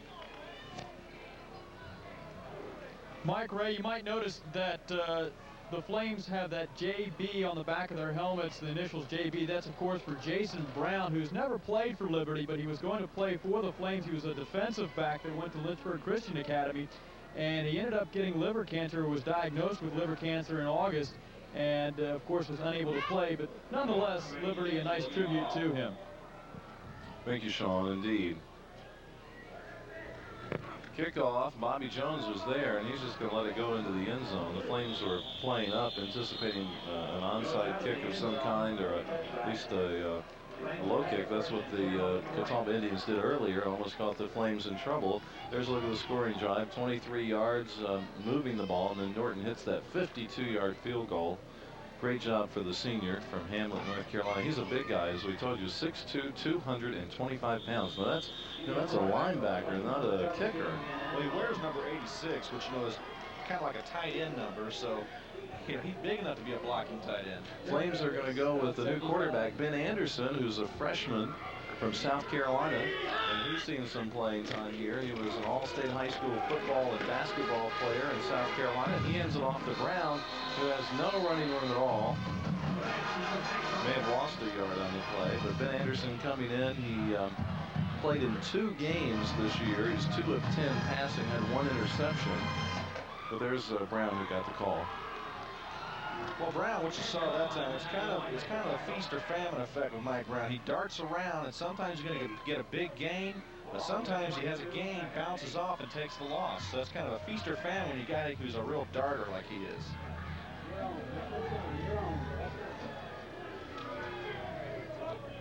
So we'll see what Ben Anderson can do, getting some playing time in the final 5 minutes of the game. Hands off to Brown again. Brown's got some speed across the 30, picks up the first down. Well, the Flames are having to exhaust every possible player at running back tonight with the injuries, as we mentioned, to Jennings, who was banged up, and Worthington was hurt, and the Flames have been bringing in Anthony Parker to play a little bit in the backfield, and Mike Brown, and certainly a good type of a game with this kind of lead to get those guys some playing time, because they may have to spend a lot of time playing the rest of the year. Well, the way things are going, I'm expecting to see Roosevelt Nibbins or maybe Wade Ellis in there, 2 300-pound linemen, but the way things are going, they have to put them at running back. Anderson hands off to Brown again. Makes a nice move. and is driven out of bounds at the 40. Picks up 8 yards. It's a pretty good first down play. That gives you a lot of options on second down if you choose to use them. Well, there's a final from that Southern Conference game. Appalachian State beats Marshall 24-14. That's a big win for the Mountaineers. Downing Marshall. Marshall, of course, ranked #1 going into that game, and it's a big win certainly for Appalachian State. And the Flames will play Appalachian State in 2 weeks in Boone, North Carolina. That will be a big game, an important one. The Flames, they pick up a win against Central Florida next week and then can somehow knock off Appalachian State. They're right back in the hunt. Brown gets right at the 40-yard line. May have lost a yard on the play. Well, that's just part of Brown. He's either going to gain 8 or 9 yards, or he's going to get hit the line of scrimmage, just his style. I was going to mention, Ray, that the top 16 teams in Division I AA go into the playoffs. 8 of those teams are in conferences, and when they automatically win the conference, they get that automatic berth into the playoffs. But there are 8 at-large bids into the NCAA 1AA playoffs as well. And then those top 16 teams play until you whittle it down to 2, and then late December they have the championship game every year, and I think it's going to be at Marshall again this year. And Marshall has dominated. Youngstown State has been among the top 5 in the country, and of course Appalachian State has been among the top 20, and Central Florida has been right in there and getting into the playoffs. And Central Florida is going Division 1A in a couple of years, so they're gearing up and preparing to take another step up in the NCAA. So the Flames hoping to crack into that top 16. A couple of years ago, they were right there, right on the borderline, were not selected, and many felt they should be. And this year they're trying to get back in it, although Ray having the difficult time in the early part of the season, losing those 3 road games, and just trying to turn things around now and get an opportunity to get back in the playoff hunt. Well, there were a couple of years ago, they finished ranked 17th, and they took the top 16. That's a heartbreaker right there. And a lot of it, if the Flames are going to lose 2 games, they thought they might lose to Central Florida or Appy State. But, losing to Villanova, certainly hurt them on that big road trip. But they still got a chance to get back in it, and they're playing good football now, and they've got to maintain that momentum. Second down 10. Brown gets the call, cuts back, 40-yard line, trips up, and goes down at the 32. He almost went all the way. Well, I didn't see what tripped him up, but he was trying to split 2 defenders, and he was gone if he just could have picked up another step. Let's take a look at it. Mike Brown takes it, and he's going to turn on the Jets right here. Cuts through the hole, and he's off to the races. Breaks one more tackle, and right here he gets tripped up. Just got a little turf toe as he went down with Lee Fritz right on his heels, number 33. Under 2.5 minutes now to go in the game. Liberty leads it 37-12. Ben Anderson, number 17, has come in and played the last few minutes of the game. Hand off to Brown, looking for a block, turns it back inside, across the 20, and he goes down inside the 15-yard line. It looked almost like slow motion. That Catawba defense was trying to get in position, and Brown waited for it and then found the hole. You just watch him and you wonder what's going to happen next. Nothing's for sure where Mike Brown's concerned. He takes the handoff, and there's nothing here. He's trying to get outside, They string him out. Well, we'll stop. There's a hole, and there he goes, off to the races. Almost breaks this one as well before he is finally brought down by Steve Goldborn at about the 12-yard line. So the Flames have another first down. Freeman in motion. Anderson hands off to Brown again. This time he'll go down at the 9 after picking up 4, and it'll be second down and 6. Boy, pads are just cracking. As Mike Brown just taking the handoffs now, driving down the field. This is one of those, there wasn't much there, but he still picks up 4 yards. Cuts right, cuts back left, cuts back right. And he just got good feet, good movement.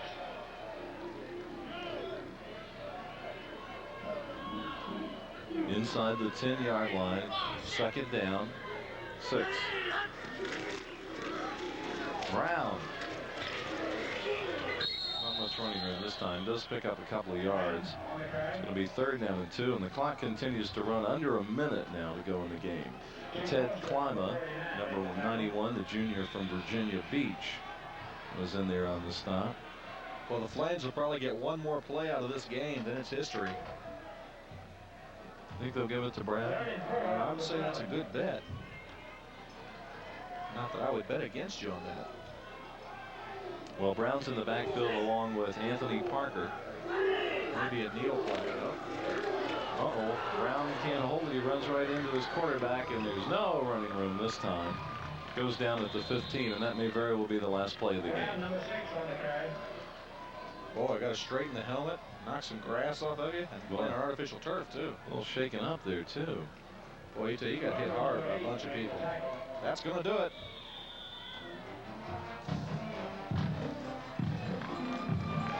Well, it's all over in Lynchburg. Liberty has won its second game in a row, beating Southwest Texas State last Saturday and knocking off Division II Catawba tonight, 37-12. Catawba did a good job staying as close as possible, but Liberty, of course, dominating as expected. We'll take a break and have post-game comments in a moment.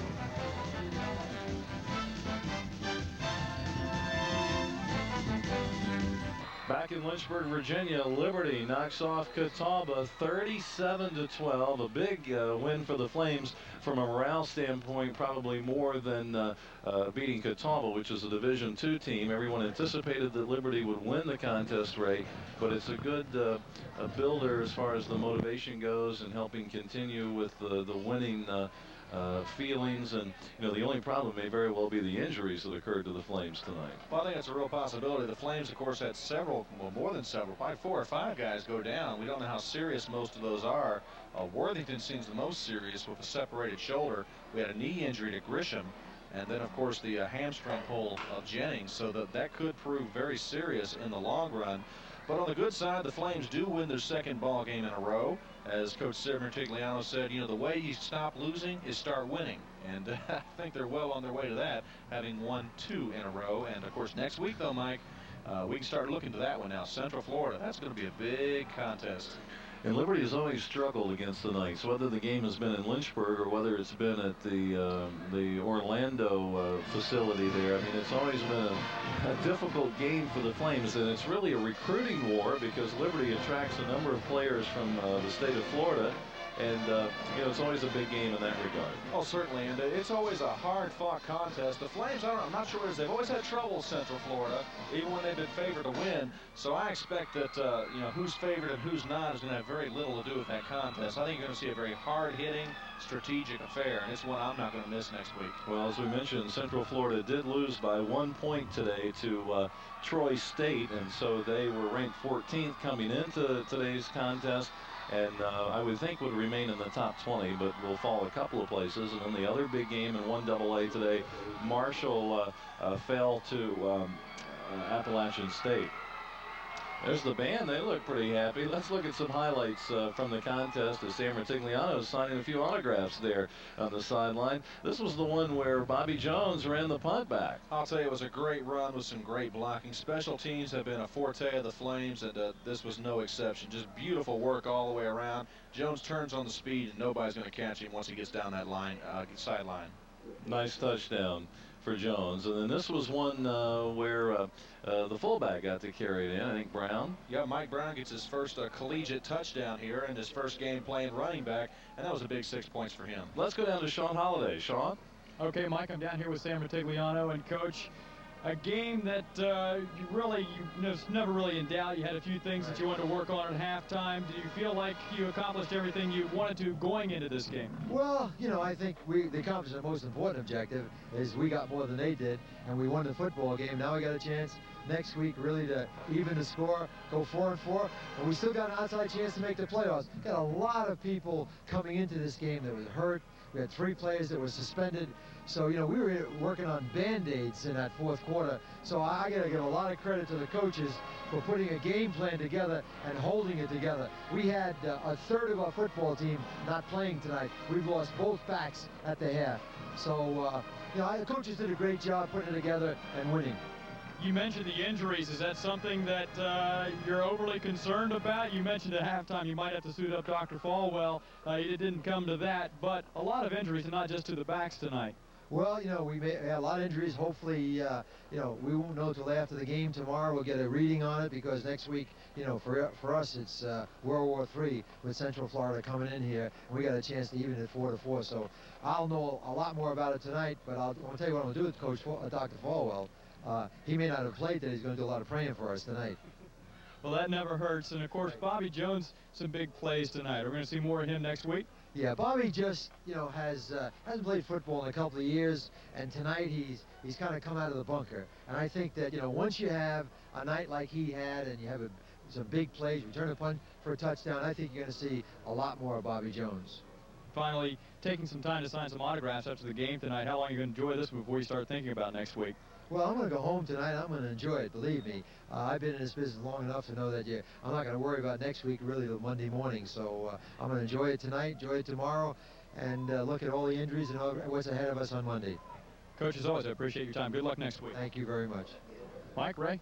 Okay, Sean, thank you. And Coach Rutigliano is certainly pleased with the way things developed and felt like he accomplished some things here tonight. Yeah, I certainly think he has a lot to be pleased about. Defensively, a lot of things came around. A lot of guys made the big plays and picked up the slack that they had to. I mean, that fourth quarter, it's like Coach Rutigliano said, I mean, they were playing with no people and no medical supplies. I mean, it was just, you know, can we hang on? What do we do? And they managed to put some points on the board. So certainly he has a lot to be pleased about tonight in his troops. It's been an unusual season. Coach was saying how optimistic they were when the season began with J.T. Morris, who transferred from Penn State, and, you know, a number of players. And it seemed as if I think about 20 of the players who were in key positions and were either going to be starters or, you know, come in off the bench as key backup people were injured at some level. As you look at Liberty, again, back over the 400 mark in total offense, the 12th best offensive team right now in Division I AA. But 20 key players that you anticipate will see a lot of playing time have either suffered injuries or other situations where they've not been able to contribute, and the Flames have had to restructure their entire plan that they developed early in the season and seem to have done that well over the last couple of weeks. Well, certainly we knew at the onset of this season the guy was going to be J.T. Morris. You know, the offense is being designed with him in mind, and of course that didn't necessarily materialize when he got injured. And so that's been a big deal throughout the season. Let's go to Sean Holliday. Sean? Okay, I'm with the casually dressed now, Butch Jennings, who came out of the game with a hamstring injury. Tell me a little bit about that and what you think about your prognosis for next week. I pulled my hamstring 2 weeks ago in practice. I was accelerating, I heard a pop, and coach pulled me out. Last week against Missouri, I only played one play, and this week I recovered somewhat. And coach wanted me to play as much as I could, and I had 2 good series, scored a touchdown. He just figured it was time to pull me out so I could rest up for Central Florida. Was it a little bit frustrating because you were a big part of the game plan early and had a couple of terrific runs? You must have been pretty excited. Yeah, I was really excited. I was hoping, you know, coach wanted 200 yards. I mean, I was hoping I get 100, Lawrence get 100. But Lawrence went down with a shoulder injury, hamstring aggravated. But in a way, it was good to give Mike Brown some experience because they just moved him to tailback this week. And he did a heck of a job. I'm proud of him. Looking ahead to next week, what can you expect? Like Coach says, it's going to be World War III because Central Florida brings it. They come out in black and white, and, you know, they say black is a color that's really aggressive. They're a really aggressive team, so we just got to be prepared, get ready for them. Looking for a big crowd out here, too? Yes, looking for a real big crowd. Hope everybody come out and support us. We're going to need the fans. We're going to really need the fans. All right, Butch, I appreciate your time. Rest the hamstring. We'll look forward to seeing you next week. All right, thanks a lot. Mike, Ray? Okay, next week it's Central Florida coming to Lynchburg, a top 20 team. The Flames need to win that, and then got to go to Appalachian State in Boone, North Carolina. That is a big game November 5th, but then 2 home games that follow. So 4 games to play, 3 of them in Lynchburg. The Flames are sort of set up to finish really big and, you know, sort of hope and do a lot of praying there at the end. Well, certainly their destiny is their own, Mike. What they're going to do is what they're going to do. Central Florida, of course, as we said, rated in the top 20, and they did lose by a single point today, and we'll have to see how all of that plays out in the top 20 race. But Central Florida is a very strong team from Orlando, Florida. A couple other scores today. Here's that Central Florida score we were telling you about. Troy State knocks off Central Florida. Other scores from across the country, well, that's the last one we have. We've shown you a lot of those today. But you're right, Ray. The Flames have worked their way, into position and have a good opportunity to do something if they can just, Central Florida and Appalachian State are probably two of the most difficult teams they will play this day, this season. So it'll be interesting to see how they put all those pieces together. Oh, certainly, no doubt about that, because, Central Florida is tough. Now, for the Flames, they've got to be happy that Butch Jennings is going to be back next week, because he's a pounder, and they're going to need to pound that line, and Butch Jennings is going to be the guy they're going to need to do that. Well, those of you watching on INSP, you're going to be joining the program In the House, already in progress.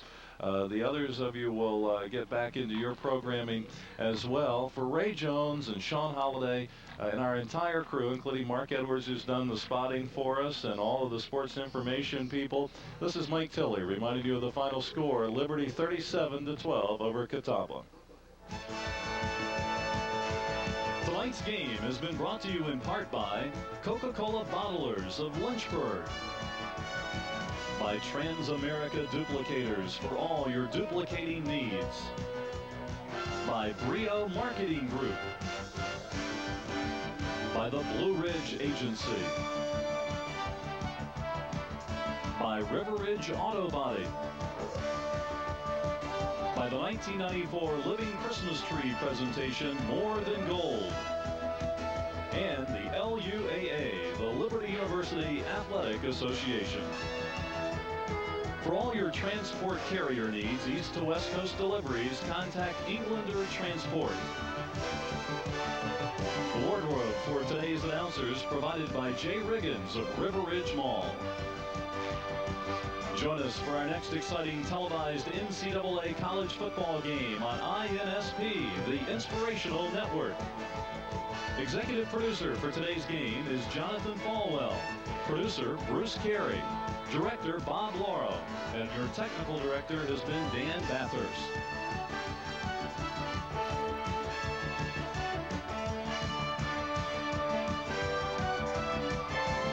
The proceeding has been a presentation of LBN's